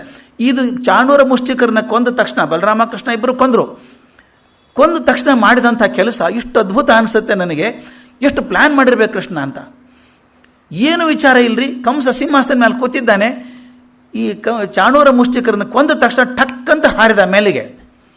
ಹಾರಿಬಿಟ್ಟು ಆ ಕಂಸನಿಗೆ ಗೊತ್ತಿಲ್ಲ ಏನಾಗ್ತದೆ ಅಂತ. ಅವನಿನ್ನೂ ಹುಡುಗನ ಕುಸ್ತಿ ಆಡಲಿ ನೋಡ್ಕೊ ಕೂತಿದ್ದಾನೆ, ಅವನು ಎಂಟರ್ಟೈನ್ಮೆಂಟ್ ಕೂತಿದ್ದಾನೆ. ಅವ್ನು ಗೊತ್ತಿಲ್ಲ ಈ ಫೈನಲ್ ಮೂಮೆಂಟ್ ಹ್ಯಾಸ್ ಕಮ್ ಅಂತ. ಇವನು ಟಕ್ಕಂತ ಮೇಲೆ ಹಾರಿ ಕೊಂದೇ ಬಿಟ್ಟ ಕಂಸನ. ಜನರಿಗೆ ಏನಾಗ್ತಿದೆ ಅಂತ ಗೊತ್ತಾಗಲೂ ಕಂಸ ವಧೆ ಆಗಿ ಹೋಗಿತ್ತು. ಇದು ಯಾಕೆ ಹಿಂಗೆ ಮಾಡಿದ ಅಂತ ಗೊಳ್ಬೇಕು. ಕೃಷ್ಣ ಸುಲಭದ ಮನುಷ್ಯ ಅಲ್ಲ, ತುಂಬ ಪ್ಲ್ಯಾನ್ ಮಾಡಿದಾನ ಅವನು. ಕಂಸನಿಗೆ ಬಲಶಾಲಿ ಆದಂಥ ಮನುಷ್ಯ ಆತ. ಅವನ ಹಿಂದೆ ದೊಡ್ಡ ಸೈನ್ಯ ಇದೆ. ಕೃಷ್ಣ ಸೈನ್ಯ ಇದ್ದಂಥ ಕಂಸನ ಎದುರಿಸೋದು ಕಷ್ಟ. ಇವನ ಕಡೆ ಏನೂ ಇಲ್ಲ, ಇವನ ಕಡೆ ಆಯುಧಗಳಿಲ್ಲ, ಸೈನ್ಯ ಇಲ್ಲ, ಏನಿಲ್ಲ, ಒಬ್ಬನೇ ಹುಡುಗ. ಮತ್ತು ಇನ್ನೊಂದು ಗಮನ ಹಾಕಿದ್ದಾನೆ ಅವನು, ಈ ಹಿನ್ನೆಲೆಯನ್ನು ಚೆನ್ನಾಗಿ ತಿಳ್ಕೊಂಡಿದ್ದಾನೆ. ಯದು ಮಹಾರಾಜನಿಂದ ಬೆಳೆದಂಥ ಯದುವಂಶ ಅನೇಕ ಪಂಗಡಗಳಲ್ಲಿ ಹರಿದು ಹಂಚಿ ಹೋಗಿತ್ತು. ಯದುವಂಶ ಒಂದೇ ಉಳಿದಿರಲಿಲ್ಲ, ಹಂಚಿ ಹೋಗಿದೆ ಬೇರೆಯವರ ಪಂಗಡಗಳಲ್ಲಿ. ಆದರೆ ಎಲ್ಲ ಪಂಗಡಗಳಲ್ಲಿ ಕಂಸನೇ ಬಲಶಾಲಿ. ಅವನು ಬಲಶಾಲಿ ಆದ್ದರಿಂದ ಉಳಿದವರು ಸುಮ್ಮನೆ ಬಾಯಿ ಮುಚ್ಕೊಂಡು ಕೂತಿದ್ರು. ಇವನ ಬಗ್ಗೆ ಏನು ಪ್ರೀತಿ ಇಲ್ಲ, ಅಂತಃಕರಣ ಇಲ್ಲ ಅವರಿಗೆ. ಇವನು ಹೋದ್ರೆ ಸಾಕಾಗಿತ್ತು, ಅದು ಕೊಲ್ಲೋಕ್ಕಾಗಲ್ಲ, ಯಾರಾದರೂ ಕೊಲ್ಲದು ಸಾಕಪ್ಪ ಇವರು ಅಂತ ಕೂತಿದ್ರು ಅವರು. ನೋಡಿ ಹೇಗಿದೆ ಅಂದರೆ ಅದೆಲ್ಲ ಗಮನಿಸಿದಾನೆ ಕೃಷ್ಣ. ಅಕಸ್ಮಾತ್ ಕಂಸನ್ ಕೊಂದ್ರೆ ಇನ್ನೊಬ್ಬ ಜೋರ ದೊಡ್ಡವನು ಬಂದುಬಿಟ್ರೆ ಅವ್ರು ಯಾರೂ ಶಕ್ತಿ ಇಲ್ಲ ಅಂತ ಗೊತ್ತಿದೆ. ಆದರೆ ಅವ್ರಿಗೆಲ್ಲೂ ಕಂಸ ಸಾಯಬೇಕು ಅಂತ ಆಸೆ ಇದೆ, ಕೊಲ್ಲೋ ಧೈರ್ಯ ಇಲ್ಲ. ಅವರೆಲ್ಲ ಒಡೆದು ಹೋಗಿರೋದ್ರಿಂದ, ಒಗ್ಗಟ್ಟಾಗಿಲ್ಲ ಅಂತ ಗೊತ್ತಿರೋದ್ರಿಂದ ಟಕ್ ಅಂತ ಹೋಗಿ 4 ಹಿಡಿದು ಕೊಂದುಬಿಟ್ಟ. ಅಲ್ಲಿರುವಂಥ 4 ಮುಖ್ಯ ಪಂಗಡಗಳು ಯಾವುದವರದು ಅಂದರೆ ಅಭೀರರು, ಅಂಧಕರು, ವೃಷ್ಣಿಗಳು ಮತ್ತು ಹಾಗೆ ಸಾತ್ವತರು ಅಂತ. ಈ 4 ಜನ ಮುಖ್ಯ ಪಂಗಡಗಳು.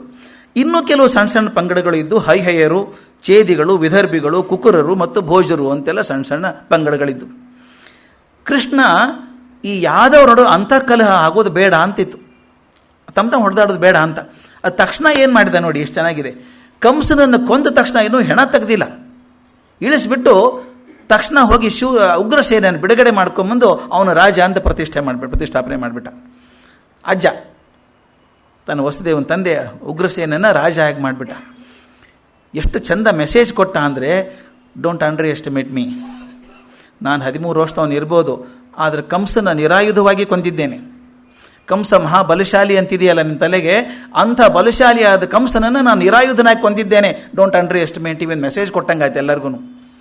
ಯಾರು ತಲೆ ಹೋಗೋಕ್ಕೆ ಸಾಧ್ಯ ಇಲ್ಲ. ಅವನೇ ಸಿಂಹಾಸನ ಕೂತ್ರೆ ಯಾರೂ ಬೇಡಾನು ಅಂತಿದ್ದಿಲ್ಲ.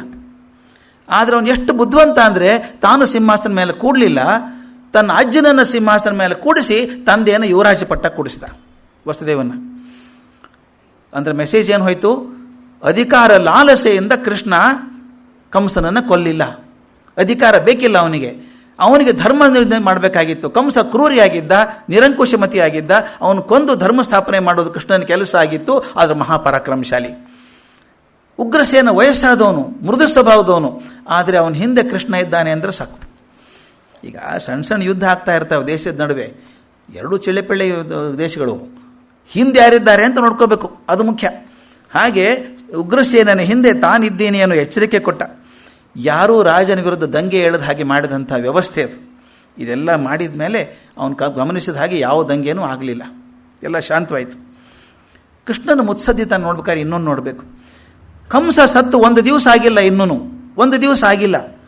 ತಕ್ಷಣ ಅಕ್ರೂರನ್ನು ಕಳಿಸಿ ಧೃತರಾಷ್ಟ್ರನಿಗೆ ಸಂದೇಶ ಕಳಿಸ್ತಾನೆ. ಧೈರ್ಯ ನೋಡಿ. ಧೃತರಾಷ್ಟ್ರ ಕುರುಚಕ್ರವರ್ತಿ, ದೊಡ್ಡ ಶಕ್ತಿ ಅದು. ಭೀಷ್ಮ, ದ್ರೋಣ, ಅಶ್ವತ್ಥಾಮ, ಕೃಪಾಚಾರ್ಯರು ಅವರಿಂದ ರಕ್ಷಣೆ ಆದಂಥ ಒಂದು ದೊಡ್ಡ ದೇಶ ಅದು. ಆ ಚಕ್ರವರ್ತಿಗೆ ಈ 13 ವರ್ಷದ ಹುಡುಗ, ಮನೆ ಹುಡುಗಿಯರು ಓಡಾಡಿಕೊಂಡು ಕೊಳಲು ಒತ್ತಿದ್ದಂಥ ಹುಡುಗ ಒಂದು ಪತ್ರ ಬರೆದು ಕಳಿಸ್ತಾನೆ. ಅದು ಎಂಥ ಪತ್ರ ಅದು? ಆ ಸಂದೇಶ ಏನು ಅಂತ ಓದಬೇಕು, ಎಷ್ಟು ಚೆನ್ನಾಗಿದೆ ಅದು. ಹೇ ರಾಜ, ನೀನು ಕುರುಕುಲದ ಕೀರ್ತಿಯನ್ನು ಎತ್ತಿ ಹಿಡಿಯುವ ಜವಾಬ್ದಾರಿಯನ್ನು ಹೊತ್ತವನು. ಅವನು ಹೇಳೋದು ಧೃತರಾಷ್ಟ್ರನಿಗೆ, ನಿನ್ನ ತಮ್ಮ ಪಾಂಡುರಾಜ ಸತ್ತದ್ದರಿಂದ ನಿನಗೆ ಸಿಂಹಾಸನ ದೊರಕಿತು. ಸ್ವಂತ ಪ್ರಯೋಜನದಿಂದ ಬಂದದ್ದಲ್ಲ ಇದು. ನೀನು ಧರ್ಮದಲ್ಲೇ ರಾಜ್ಯವಾಳಿದರೆ, ನಿನ್ನ ತಮ್ಮನ ಮಕ್ಕಳನ್ನು ನಿನ್ನ ಮಕ್ಕಳಂತೆಯೇ ಸಮನಾಗಿ ನೋಡಿಕೊಂಡರೆ ನಿನಗೆ ಬಹುಕಾಲ ಶ್ರೇಯಸ್ಸು ದಕ್ಕುತ್ತದೆ. ಹಾಗಾಗದಿದ್ದರೆ ಜನ ನಿನ್ನನ್ನು ಅಪಹಾಸ್ಯ ಮಾಡುತ್ತಾರೆ, ಸತ್ತ ಮೇಲೂ ನೀನು ನರಕಕ್ಕೆ ಹೋಗುತ್ತೀಯ. ಈ ಹುಡುಗ ಬರೆಯುವುದು ಧೃತರಾಷ್ಟ್ರನಿಗೆ. ಆದ್ದರಿಂದ ಪಾಂಡುವಿನ ಮಕ್ಕಳಿಗೆ ಅನ್ಯಾಯ ಮಾಡಬೇಡ. ಈ ಭೂಮಿಯಲ್ಲಿ ಬದುಕಿರುವ ಎಲ್ಲರಿಗೂ ಸಾವು ಖಚಿತ. ನಮ್ಮ ಶರೀರವೇ ನಮ್ಮೊಡನೆ ಬರುವುದಿಲ್ಲ, ಇನ್ನು ಜನ ಹೆಂಡತಿ ಮಕ್ಕಳು ಬರುತ್ತಾರೆಯೇ? ಅನ್ಯಾಯದಿಂದ ನೀನು ರಾಜ್ಯವನ್ನು ಕೊಡಿಸಿದರೂ ನಿನ್ನ ಮಕ್ಕಳಿಗೆ ಅದು ಅವರಿಗೆ ದಕ್ಕದೆ ಇನ್ನಾರಿಗೋ ಸೇರಿತು. ಯಾಕೆಂದರೆ ಹಸಿದ ದೊಡ್ಡ ಮೀನು ಸಣ್ಣ ಮೀನನ್ನು ತಿನ್ನುವಂತೆ ಅಂದು ಬರೆದು ಕಳಿಸ್ಕೊಡ್ತಾನೆ. ಸರ್ ನೋಡಿ, ಯಾರಾದರೂ ನಮ್ಮ ಪತ್ರ ಬರೆದ್ರೆ ಸೀರಿಯಸ್ ತೊಗೋಬೋದಾ ಧೃತರಾಷ್ಟ್ರ? ಅದು ಯಾವ ಹುಡುಗರಿ ಬರೆದದ್ದು ನನಗೆ ಅಂತ ಅನ್ಬೋದಲ್ಲ. ಆದರೆ ಎಷ್ಟು ಮೆಸೇಜ್ ಹೋಗಿತ್ತು ಅಂದರೆ, ಕಂಸನನ್ನು ಬರಿಗೆಯಿಂದ ಕೊಂದ ಹುಡುಗ 13 ವರ್ಷ ಹುಡುಗ ಕೊಲ್ತಾನೆ ಅಂದರೆ ಶಕ್ತಿ ಎಷ್ಟಿರಬೇಕು ಅಸಾಧ್ಯ ಒಂದು ಅಂತ. ಅದು ಅಲ್ಲದೆ ಯಾದವರು ಯಾರೂ ಮಾತಾಡ್ತಾ ಇಲ್ಲ. ಇಡೀ ಯಾದವ ಪಂಗಡಗಳೇನು ಹಂಚಿ ಹೋಗಿತ್ತೋ ಅದು ಎಲ್ಲೂ ಕೃಷ್ಣನ ಹಿಂದೆ ನಿಂತ್ಕೊಂಡಿದೆ. ಈಗ ಯಾದವ ಒಂದು ಒಗ್ಗಟ್ಟಾಗಿದ್ದಾರೆ, ಈಗ ಸಾಕಷ್ಟು ಜನ ಆಗಿದ್ದಾರೆ.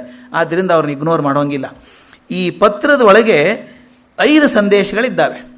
ಭಾಳ ಬುದ್ಧಿವಂತಿಕೆ ಪತ್ರ ಇದು.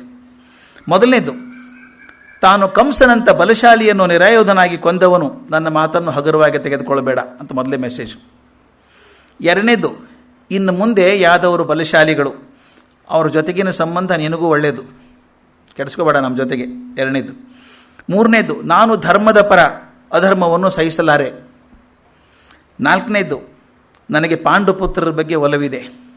ಕ್ಲಿಯರಾಗಿ ಹೇಳಿದಂಗೆ ಪಾಂಡವ್ರಿಗೆ ಅನ್ಯಾಯ ಮಾಡಬೇಡ ಅಂತ. ನಾನು ಪಾಂಡವರ ಹಿಂದೆ ಇದ್ದೀನಿ, ಅದರಿಂದ ಅವ್ರಿಗೆ ಅನ್ಯಾಯವಾಗದಂತೆ ನೋಡ್ಕೋ. ಇದ್ರ ಜೊತೆಗೆ ಒಂದು ಉಪದೇಶನೂ ಇತ್ತು ಕೊನೆಗೆ, ನೀ ಸತ್ ಮೇಲೆ ಯಾರೂ ನಿನ್ನ ಜೊತೆಗೆ ಬರಲ್ಲ ಅಂತ. ನೋಡಿ, 13 ವರ್ಷ ಹುಡುಗ ಬರೆದದ್ದನ್ನು ಧೃತರಾಷ್ಟ್ರ ಸೀರಿಯಸ್ಸಾಗಿ ತಗೋತಾನೆ. ನಡ್ಕೋತಾನೋ ಬಿಡ್ತಾನೋ ಮತ್ತೆ ಬೇರೆ, ಸೀರಿಯಸ್ಸಾಗಿ ತಗೋತಾನೆ. ನೀನು ಯಾರು ಹೇಳೋದು, ಉಡಾಫೆ ಮಾತಾಡಲ್ಲ. ಭೀಷ್ಮ ಕೂಡ ಹೇಳ್ತಾನೆ, ಈ ಪತ್ರ ಬಹಳ ಮುಖ್ಯವಾದದ್ದು, ಗಮನದಲ್ಲಿ ಇಟ್ಕೋ ಅಂತ ಧೃತರಾಷ್ಟ್ರನಿಗೆ ಹೇಳ್ತಾನೆ. ಅಂದರೆ 13ನೇ ವಯಸ್ಸಿಗೆ ಒಬ್ಬ ಚಕ್ರವರ್ತಿ ಕೂಡ ಅವನನ್ನು ಧೋರಣೆ ಮಾಡದ ಹಾಗೆ ಇರುವಂಥ ವ್ಯಕ್ತಿತ್ವ ಕೃಷ್ಣಂದಾಗಿತ್ತು. ಕಂಸನನ್ನು ಕೊಂದ ಮೇಲೆ ಸೆರೆಮನೆಗೆ ಹೋಗ್ತಾನೆ ಕೃಷ್ಣ. ಹೋಗಿ ವಸುದೇವ ದೇವಕಿಯರನ್ನ ಭೇಟಿ ಆಗ್ತಾನೆ, ಸೆರೆಮನೆಯಿಂದ ಹೊರಗೆ ಕರ್ಕೊಂಬರ್ತಾನೆ. ದೇವಕಿ ಮೊಟ್ಟ ಮೊದಲನೇ ಸಾರಿಗೆ ಕೃಷ್ಣನನ್ನು ಸರಿಯಾಗಿ ನೋಡ್ತಿದ್ದಾಳೆ. ಹುಟ್ಟಿದಾಗ ಹೋದಂಥ ಮಗು ಈಗ ತಾನೇ ನೋಡ್ತಿದ್ದಾಳೆ. ಆಕೆ ಕಣ್ಣಲ್ಲಿ ಒಂದೇ ಸಮ ನೀರು, ಧಾರಾಕಾರವಾಗಿ ನೀರು ಬರ್ತಾ ಇದೆ. ಕೃಷ್ಣ ಆಕೆ ಕಾಲು ಮುಟ್ಟಿ ಹೇಳ್ತಾನೆ, ಅಮ್ಮ, ಹುಟ್ಟಿದಾಗಿನಿಂದ ನಾನು ಬೇರೆ ಕಡೆಗೆ ಬೆಳೆದು ಬಂದೆ, ನಿನ್ನ ಸೇವೆ ಮಾಡುವ ಅವಕಾಶವೇ ಬರಲಿಲ್ಲ ನನಗೆ, ದಯವಿಟ್ಟು ನನಗೆ ಕ್ಷಮಿಸು ಅಂತ ಕೇಳ್ಕೊತಾನೆ. ಆಕೆ ಏನು ಹೇಳ್ತಾಳೆ, ಪಾಪ ಜಗದೋದ್ಧಾರನಾದಂಥ ಮಗನನ್ನು ಗಟ್ಟಿ ಅಪ್ಕೋತಾಳೆ, ಅಷ್ಟೇ ಅಪ್ಕೊಂಡು ಅಳ್ತಾಳೆ. ನಂತರ ವಸುದೇವ ದೇವಕಿಯರು ಸೇರಿ ಕೃಷ್ಣ ಬಲರಾಮರಿಗೆ ಉಪನಯನ ಮಾಡ್ತಾರೆ. ಉಪನಯನ ಮಾಡಿ ಇನ್ನು ಕಲಿಬೇಕಲ್ಲ, NIOS ಇದ್ದಂಗೆ, ಅದು ನ್ಯಾಷನಲ್ ಓಪನ್ ಸ್ಕೂಲಿಂಗ್ ಇದ್ದಂಗೆ. ಈಗೆಲ್ಲ ಮುಗೀತು, ಆಯಿತು ಕೆಲಸ, ಹೋಗಪ್ಪ ಕಲೀರಿ ಅಂಥೇಳಿ ಅಮಂತಿ ದೇಶದ ಆಚಾರ್ಯ ಸಂದೀಪನಿ, ನಾನೇನು ಹೇಳಿದ್ನಲ್ಲ, ಘೋರ ಸಂದೀಪನಿ ಅಂತ, ಘೋರ ಆಂಗಿರಿಸ ಗೋತ್ರದವರಾದಂಥ ಸಂದೀಪನಿಯವ್ರ ಕಡೆ ಕಳಿಸ್ತಾರೆ. ಇವರಿದ್ದದ್ದು ಎಷ್ಟು ದಿವಸ ಅಂದರೆ 64 ದಿವಸ. ಅಲ್ಲಿದ್ದದೇ 64 ದಿವಸ. ಅವ್ರು ಹೇಳ್ತಾರೆ, 64 ದಿವಸ ಗುರುಕುಲದಲ್ಲಿ ಅಧ್ಯಯನಕ್ಕೆ ಹೋದವರು ಅಷ್ಟೇ ದಿನಗಳಲ್ಲಿ 64 ವಿದ್ಯೆಗಳನ್ನು ಕಲಿತು ಬಂದರು. ಆಡಳಿತದ ಕರೆ ಇದೆಯಲ್ಲ, ಈಗ ಮಥುರೆ ಕಳೀತದೆ, ಅಧಿಕಾರ ನಡೆಸಬೇಕಾದನ್ನು, ರಾಜ್ಯ ಕೂತ್ಕೊಂಡಿದೆ, ಬರಬೇಕು, ಮತ್ತು ಮಥುರೆಗೆ ಬಂತು. ಇಲ್ಲಿ ಏನೇನು ಬದಲಾವಣೆ ಆಗಿದೆ 64 ದಿವಸ ಅಂದರೆ 2 ತಿಂಗಳು ಸುಮಾರು. ಈ ಕಂಸ ಸತ್ತ ಸುದ್ದಿ ಜರಾಸಂಧನಿಗೆ ಮುಟ್ತು. ಅವನು ಸಂಕಟ ಆಗದೇ ಇರುತ್ತಾ. ಅವನು ಮುದ್ದಾಂ ತನ್ನ 2 ಹೆಣ್ಮಕ್ಳು ಮದುವೆ ಮಾಡಿಕೊಟ್ಟದ್ದೇ ಯಾವುದೋರ ಜೊತೆಗೆ ತನ್ನ ಸಂಬಂಧ ಗಟ್ಟಿಯಾಗಿ ಇಟ್ಕೋಬೇಕು ಅಂತ. ಈ ಕಂಸಾನೇ ಸತ್ತೋಗ್ಬಿಟ್ಟ. ಅವನಿಬ್ಬರು ಮಕ್ಕಳು ಅಸ್ತಿ ಮತ್ತು ಪ್ರಾಸ್ತಿ ಅಂತ ಹೇಳಿದೆ. ಅಸ್ತಿ ಅಂದರೆ ಸುಖ, ಪ್ರಾಸ್ತಿ ಅಂದರೆ ತುಂಬ ಸುಖ. ಹೆಸರಿಡೋದು ಎರಡೊಂದು. ಅಸ್ತಿ ಅಂದರೆ ಸುಖ, ಪ್ರಾಸ್ತಿ ಅಂದರೆ ಇನ್ನೂ ಸುಖ. ಆ 2 ಮಕ್ಕಳನ್ನ ಮದುವೆ ಮಾಡಿದ್ದಾನೆ. ಪಾಪ ಅವು ಇನ್ನೂ ಮಕ್ಕಳೇ ಆಗಿಲ್ಲ, ಅವಕ್ಕೆ ವಿಧವೆಯರಾಗ್ಬಿಟ್ರು ಹುಡುಗರು. ಸಂಕಟ ಆಗಲ್ವ, ಯಾವ ಅಪ್ಪ ಅಮ್ಮಗೆ ಸಂಕಟ ಆಗ್ತದೆ. 2 ಮಕ್ಕಳು ಮನೆಗೆ ಬಂದರು. ಸಿಟ್ಟು ಬಂದು ಜರಾಸಂಧನಿಗೆ ಎಷ್ಟಾಯಿತು ಅಂದರೆ, ಕೃಷ್ಣನ್ನ ಇವತ್ತು ಮುಗಿಸ್ಬಿಡ್ತೇನೆ ಅಂತ ತೀರ್ಮಾನ ಮಾಡಿದ. ತನ್ನ ಜೊತೆಗಿರುವಂಥ ರಾಜರನ್ನೆಲ್ಲ ಕೂಡ ಹಾಕ್ಕೊಂಡ. ಎಷ್ಟು ಜನ ಬರ್ತೀರಿ ಬನ್ನಿ ಅಂಥೇಳಿ. ಎಷ್ಟು ದೊಡ್ಡ ಸೈನ್ಯ ತಯಾರು ಮಾಡಿದ್ದ ಅಂತ, 23 ಅಕ್ಷೋಹಿಣಿ ಸೈನ್ಯವನ್ನು ತಯಾರು ಮಾಡಿದ್ದಂತೆ. ಒಂದು ಸ್ವಲ್ಪ ಐಡಿಯಾ ಅಂದರೆ, ನಮ್ಮ ಕುರುಕ್ಷೇತ್ರದಲ್ಲಿ 2 ಸೇರಿದ್ರು 18, 11 ಅಕ್ಷೋಹಿಣಿ ಕೌರವರದು, 7 ಅಕ್ಷೋಹಿಣಿ ಪಾಂಡವರದು, 2 ಸೇರಿ 18. ಈ ಒಬ್ಬನೇ 23 ಅಕ್ಷೋಹಿಣಿ ರೆಡಿ ಮಾಡ್ಕೊಂಡಿದ್ದಾನೆ. ಅಂದರೆ ಕೃಷ್ಣನ ಬಗ್ಗೆ ಏನು ಭಯಾನೂ ಇತ್ತು ಅಂದಂಗೆ ಆಯ್ತಲ್ಲ ಅವನಿಗೆ. ಯಾಕಂದರೆ ಹುಡುಗ ಏನೂ ಇಲ್ದನ್ನು ಕಂಸನ ಕೊಂದು ಹಾಕಿದ ಅಂದರೆ ಸುಲಭವಾಗಿ ತೊಗೋಬಾರ್ದು ಅಂಥೇಳಿ ಅಷ್ಟು ದೊಡ್ಡ ಸೈನ್ಯ ತೊಗೊಂಡಂತೆ. ಅವರೆಲ್ಲ ಬಂದವರು ರಾಜರು ಏನೇನು ಸೈನ್ಯ ಕಳಿಸ್ಕೊಟ್ರಲ್ಲ, ಇವ್ಮೇಲೆ ಪ್ರೀತಿಯಿಂದ ಕಳಿಸ್ಕೊಟ್ಟವ್ರು ಅಲ್ಲ, ಅವರು ಹೆದರ್ಕೊಂಡು ಕಳಿಸಿದವರು. ಅವನು ರಾಜರನ್ನೆಲ್ಲ ಹಿಡಿದು ಜೈಲಲ್ಲಿ ಹಾಕಿದ್ದಾನೆ 86 ಜನನ. ಅದು ಇನ್ನೊಂದು 14 ಆದರೆ 100 ಆಗ್ತದೆ. ಎಲ್ಲರೂ ಸೆಂಚುರಿ ಹವ್ಯಾಸ ಅವಾಗಿಂದ ಇತ್ತಿದ್ದು, ಇವತ್ತಲ್ಲ. ಇನ್ನೊಂದು ಆಗ್ಬೇಡ 14 ಆದರೆ 100 ಆಗ್ತದೆ. 100 ಜನ ರಾಜರನ್ನೇ ಕೊಂದು ಹಾಕ್ಬಿಟ್ರೆ ನೀನು ಸಾಯೋ ತಕ್ಕ ನೀನು ಯಾರೂ ಸೋಲಿಸೋ ಸಾಧ್ಯ ಇಲ್ಲ ಅಂತ ಹೇಳಿಬಿಟ್ಟಿದ್ದಾರೆ ಯಾರೊಬ್ಬರು ಗುರುಗಳು. ನಂಬ್ಕೊಂಡಿದ್ದಾನೆ. ಆ ಜೈಲಲ್ಲಿ ಇಟ್ಟಿದ್ದಾನೆ. ಇನ್ನು ಬೇರೆ ಬೇರೆ ಸೈನ್ಯದವ್ರನ್ನ ಕೊಂದು ರಾಜ್ಯರು ಹಿಡ್ಕೊಂಬಂದು ಅವ್ರನ್ನ ಜೈಲಲ್ಲಿ ಹಾಕ್ತಾಯಿದ್ದಾನೆ. ಅವ್ರದ್ದೆಲ್ಲ ಸೈನ್ಯ ಇದೆಯಲ್ಲ, ಅದನ್ನು ತೊಗೊಂಡು ಬಂದ. ಅವನು ಬಂದು ದಾಳಿ ಮಾಡೋಕ್ಕೆ ಬಂದ. 1 ಅಲ್ಲ 2 ಅಲ್ಲ 18 ಸಲ ಮಥುರೆಯನ್ನು ದಾಳಿ ಮಾಡಿದ. ಮಥುರೆ ಗತಿ ಏನಾಗಿರಬೇಕು? 18 ಬಾರಿ ದಾಳಿ ಆದರೆ ಈ ನಮ್ಮ ಗಜನಿ ಮೊಹಮ್ಮದೇ ಮಾಡಿದ ಕಂಡಪಟ್ಟಿ. ಇವನು 18 ಬಾರಿ ಬಂದಿದ್ದಾನೆ ಮಥುರೆಗೆ. ಕಲ್ಪನೆ ಜಾಗ್ರಫಿ ನೋಡಬೇಕು. ಅವನು ಮಗಧದಲ್ಲಿರೋನು, ಅಲ್ಲಿಂದ ಮಥುರೆಗೆ ಬರಬೇಕು. ಕಲ್ಪನೆ ಮಾಡ್ಕೊಳ್ಳಿ ಸರ್, ಮನೆಯವ್ರನ್ನ ಬಳಗದವ್ರನ್ನ ಒಂದು 10 ಜನ ಕರ್ಕೊಂಡು ಪ್ರವಾಸಕ್ಕೆ ಹೋದರೆ ಯಾವನು ಪ್ರವಾಸ ತಂಡದ ನಾಯಕರಾಗಿರ್ತಾರೋ ತೀರ್ಥಯಾತ್ರೆ ಆಗ್ತದೋ ಬಿಡ್ತದೋ, ಬರೋದ್ರಲ್ಲಿ ವಯಸ್ಸು ಮಾತ್ರ ಖಂಡಿತ ಆಗಿರುತ್ತೆ. 10 ಜನ ಕರ್ಕೊಂಡು ಹೋಗೋದನ್ನು ಸುಲಭನ. ಅಂಥದ್ದು 23 ಅಕ್ಷೋಹಿಣಿ ಸೈನ್ಯ ಕರ್ಕೊಂಬರ್ಬೇಕು ಅವನು. ಕೃಷ್ಣ ಐಡಿಯಾ ಏನು ಮಾಡಿದ ಅಂದರೆ, ಅವನ ಕೋಪ ಯಾರ ಮೇಲಿದೆ? ಜರಾಸಂಧಂದು, ನನ್ನ ಮೇಲೆ ತಾನೆ. ಮಥುರೆ ಮಂದಿ ಮೇಲೆ ಯಾಕೆ ಸಿಟ್ಟ ಒಂದು? ಅವನು ಬಂದಾಗ ಓಡಿ ಹೋದಂಗೆ ಮಾಡೋದು, ಸೋತಂಗೆ ಮಾಡೋದು, ಎಲ್ಲೋ ಹೋಗ್ಬಿಡೋದು, ಅವನು ಬೆನ್ನತ್ತಿ ಇವ್ರು ಹೋಗಬೇಕು. ಇವನು ಸಿಗೋದೆಲ್ಲ ಕೈಗೆ ಸಿಗಲ್ಲ. ಅದು ಪಲಾಯನವಾದ ಅಂತ ಅನ್ಬೋದು. ಆದರೆ ಒಂದು ದೃಷ್ಟಿ ಹೇಗಿದೆ ಅಂದರೆ, ವಿನಾಕಾರಣ ಪಾಪ ನಿಷ್ಪಾಪಿ ಜನ ಯಾಕೆ ಸಾಯ್ಬೇಕು ಇವರು, ಮಥುರೆ ಜನ, ಇವರು ತೊಂದರೆ ಆಗಬಾರ್ದು ಅಂಥೇಳಿ ತಾನು ತಪ್ಪಿಸ್ಕೊಂಡು ಓಡಾಡೋನು. ಓಡಾಡಿ ಅವನು ಬೆನ್ನು ಹತ್ತಿ ಹೋಗಿ 23 ಅಕ್ಷೋಹಿಣಿ ಸೈನ್ಯ ಸುಸ್ತಾಗಿ ಹೋಗ್ಬಿಡ್ಬೇಕು, ಮತ್ತು ವಾಪಸ್ ಹೋಗಬೇಕು. ಹೋಗೋದು ಬರೋದ್ರೊಳಗೇನೆ ಅವ್ರು ಹೇಳ್ತಾನೆ, ಭಾಳಷ್ಟು ಸೈನ್ಯ ಕರಗಿ ಹೋಯ್ತಂತ. ಒಂದು ಸೈನ್ಯ ಕರಗೋದ್ರ ಜೊತೆಗೆ ಅಲ್ಲಿರುವಂಥ ಅವ್ರದ್ದು ನೈತಿಕ ಶಕ್ತಿ ಕೂಡ ಉಡುಗಿ ಹೋಗ್ತಾ ಇತ್ತು ಅವ್ರದ್ದೆಲ್ಲನೂ. ಪ್ರತಿ ಸಲ ಬಂದಾಗ ಇದು ಸ್ವಲ್ಪ ದಿವಸ ಅಲ್ಲ, ಭಾಳ ದಿವಸ ನಡೆದ ಯುದ್ಧ ನಡ್ಕೊಂಡು ಹೋಗ್ತಾ ಇದೆ. ಹಾಗೇನೆ ಅದೇ ಆ್ಯನ್ಯುವಲ್ ಪ್ರೋಗ್ರಾಮ್ ಇದ್ದಂಗೆ ಅವ್ನು ಬರೋದು, ದಾಳಿ ಮಾಡೋದು, ಮತ್ತು ವಾಪಸ್ ಹೋಗೋದು, ಮತ್ತು ಬರೋದು ನಡೀತಾ ಇತ್ತಂತೆ. ಈ ಹೊತ್ತಿಗೆ ಇನ್ನೊಬ್ಬ ಬಂದ ನಡುವೆ, ಅವನು ಜರಾಸಂಧನ ಇನ್ನೊಬ್ಬ ಸ್ನೇಹಿತ. ಅವನ ಹೆಸರು ಕಾಲಯವನ ಅಂತ.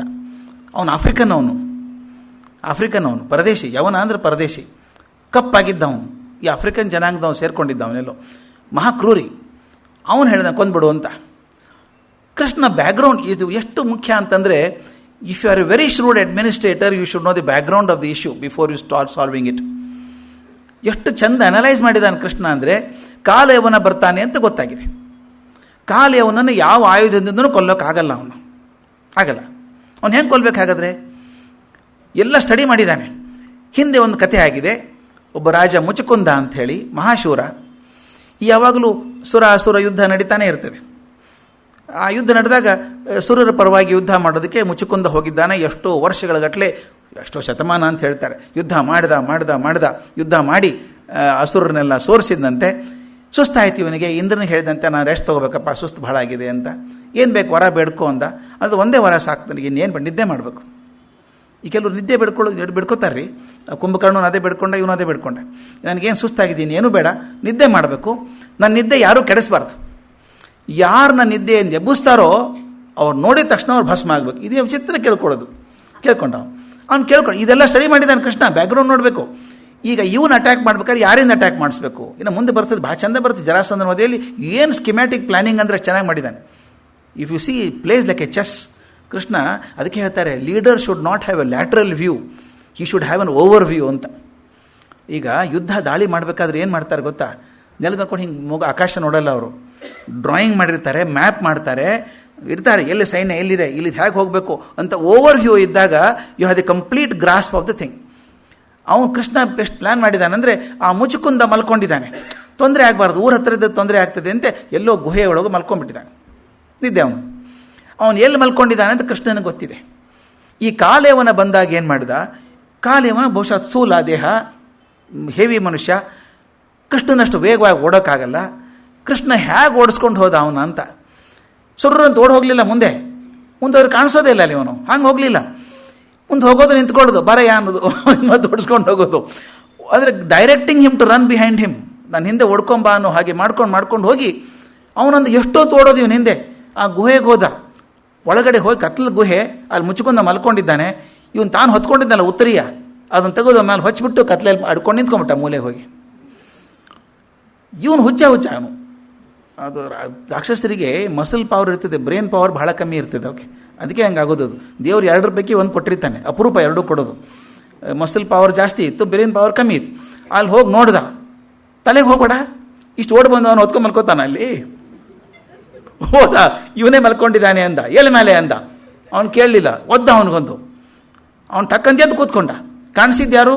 ಕಾಲಿಯವನ. ಸುಟ್ಟು ಬೂದಿ ಆಗೋದ, ಕಲಾಸ್. ಅವ್ನು ನಿದ್ದೆ ಮುಗಿತು, ಇನ್ನು ಕಾಲಿಯವನ ಕೆಲಸ ಮುಗಿತು. ಎಷ್ಟು ಚಂದ ರೀ ಪ್ಲ್ಯಾನ್ ಅಲ್ಲ. ಇದು ವಿಚಾರ ಮಾಡ್ಬೇಕು ನಾವು. ಹುಡುಗ ಹೇಗೆ ಓಡಿಸ್ಕೊಂಡು, ಅಂದರೆ 2 ಮನಸ್ಸಲ್ಲಿದೆ. ಮಥುರೆಯ ಜನರ ಮೇಲೆ ಕರುಣೆ ಇದೆ, ಪ್ರೀತಿ ಇದೆ, ಅವ್ರಿಗೆ ಅನ್ಯಾಯ ಆಗಬಾರ್ದು, ತೊಂದರೆ ಆಗಬಾರ್ದು ಅಂತ ಮನಸ್ಸಿದೆ. ತಾನು ಒಬ್ಬನೇ ಓಡಾಡಿ ಹೆಂಗೆ ಹ್ಯಾಂಡಲ್ ಮಾಡ್ತಾನೆ ಎಲ್ಲರನ್ನು ಅಂತ ಹೋಗ್ಬಿಟ್ಟು ಕಾಲೇವನನ್ನು ಮುಗಿಸ್ಬಿಟ್ಟ. ಇನ್ನು ಬರ್ತಾ ಜರಾಸಂಧನ ಛಲ ಹೆಚ್ಚಾಗ್ತಾ ಹೋಯ್ತು. ಛಲ ಹೆಚ್ಚಾಗ್ತಾ ಹೋಯ್ತು. ಕೃಷ್ಣನಿಗೆ ಇನ್ನೊಂದು ಸಮಸ್ಯೆ ಇದ್ದದ್ದು ಏನು ಅಂದರೆ, ಯಾವಾಗಲೂ ಎಲ್ಲ ದೇಶದಲ್ಲೂ, ಅದು ನಮ್ಮ ಭಾರತ ದೇಶದಲ್ಲಿ ತುಂಬ ಜಾಸ್ತಿ, ನಮ್ಮ ದಾಯಾದಿಗಳದ್ದೇ ತೊಂದರೆ ನಮಗೆ. ಈ ಎಲ್ಲ ಆಗಲಿ, ಕಿತ್ತೂರು ಚೆನ್ನಮ್ಮ ಆಗಲಿ, ಝಾನ್ಸಿ ಲಕ್ಷ್ಮೀಬಾಯಿ ಆಗಲಿ, ಒಳಗಡೆ ಸುಳುಭ ಕೊಟ್ಟವ್ರು ನಮ್ಮವರೇ, ಹೊರಗಿನವರಲ್ಲ. ಇಲ್ಲೂ ಹಾಗೇನೆ. ಕೃಷ್ಣನಿಗೊಂದು ದೊಡ್ಡ ಚಿಂತೆ ಆದದ್ದು, ಜರಾಸಂಧನ ಬಗ್ಗೆ ಎಷ್ಟು ಚಿಂತೆ ಇತ್ತೋ ಅಷ್ಟು ತನ್ನ ಸಂಬಂಧಿಕರಲ್ಲಿ ಅಲ್ಲಿ ಸೇರ್ಕೊಂಡಿದ್ದಾರೆ, ಪಕ್ಷಾಂತರ ಮಾಡಿ ಅವ್ರು ಸೇರ್ಕೊಂಡಿದ್ದಾರೆ. ಯಾರ್ಯಾರು ಸೇರ್ಕೊಂಡಿದ್ದಾರೆ? ಕೃಷ್ಣನ ಮಲ ಅಣ್ಣಂದಿರಿದ್ದಾರೆ. ಹೇಳಿದ್ದೆ, ವಸುದೇವನಿಗೆ 13 ಜನ ಹೆಂಡಂದರು ಅಂತ ಹೇಳಿದ್ದೆ. ಇನ್ನೊಬ್ಬಾಕೆ ಮಕ್ಕಳು ಇಬ್ಬರು, ಅವನೊಬ್ಬ ಪೌಂಡ್ರಕ ವಾಸುದೇವ ಅಂತ, ಇನ್ನೊಬ್ಬ ಶೃಗಾಲ ವಾಸುದೇವ ಅಂತ. ಅವಕ್ಕೂ ಭ್ರಮೆ, ನಾನು ವಾಸುದೇವ ಆಗಬೇಕು ಅಂತ.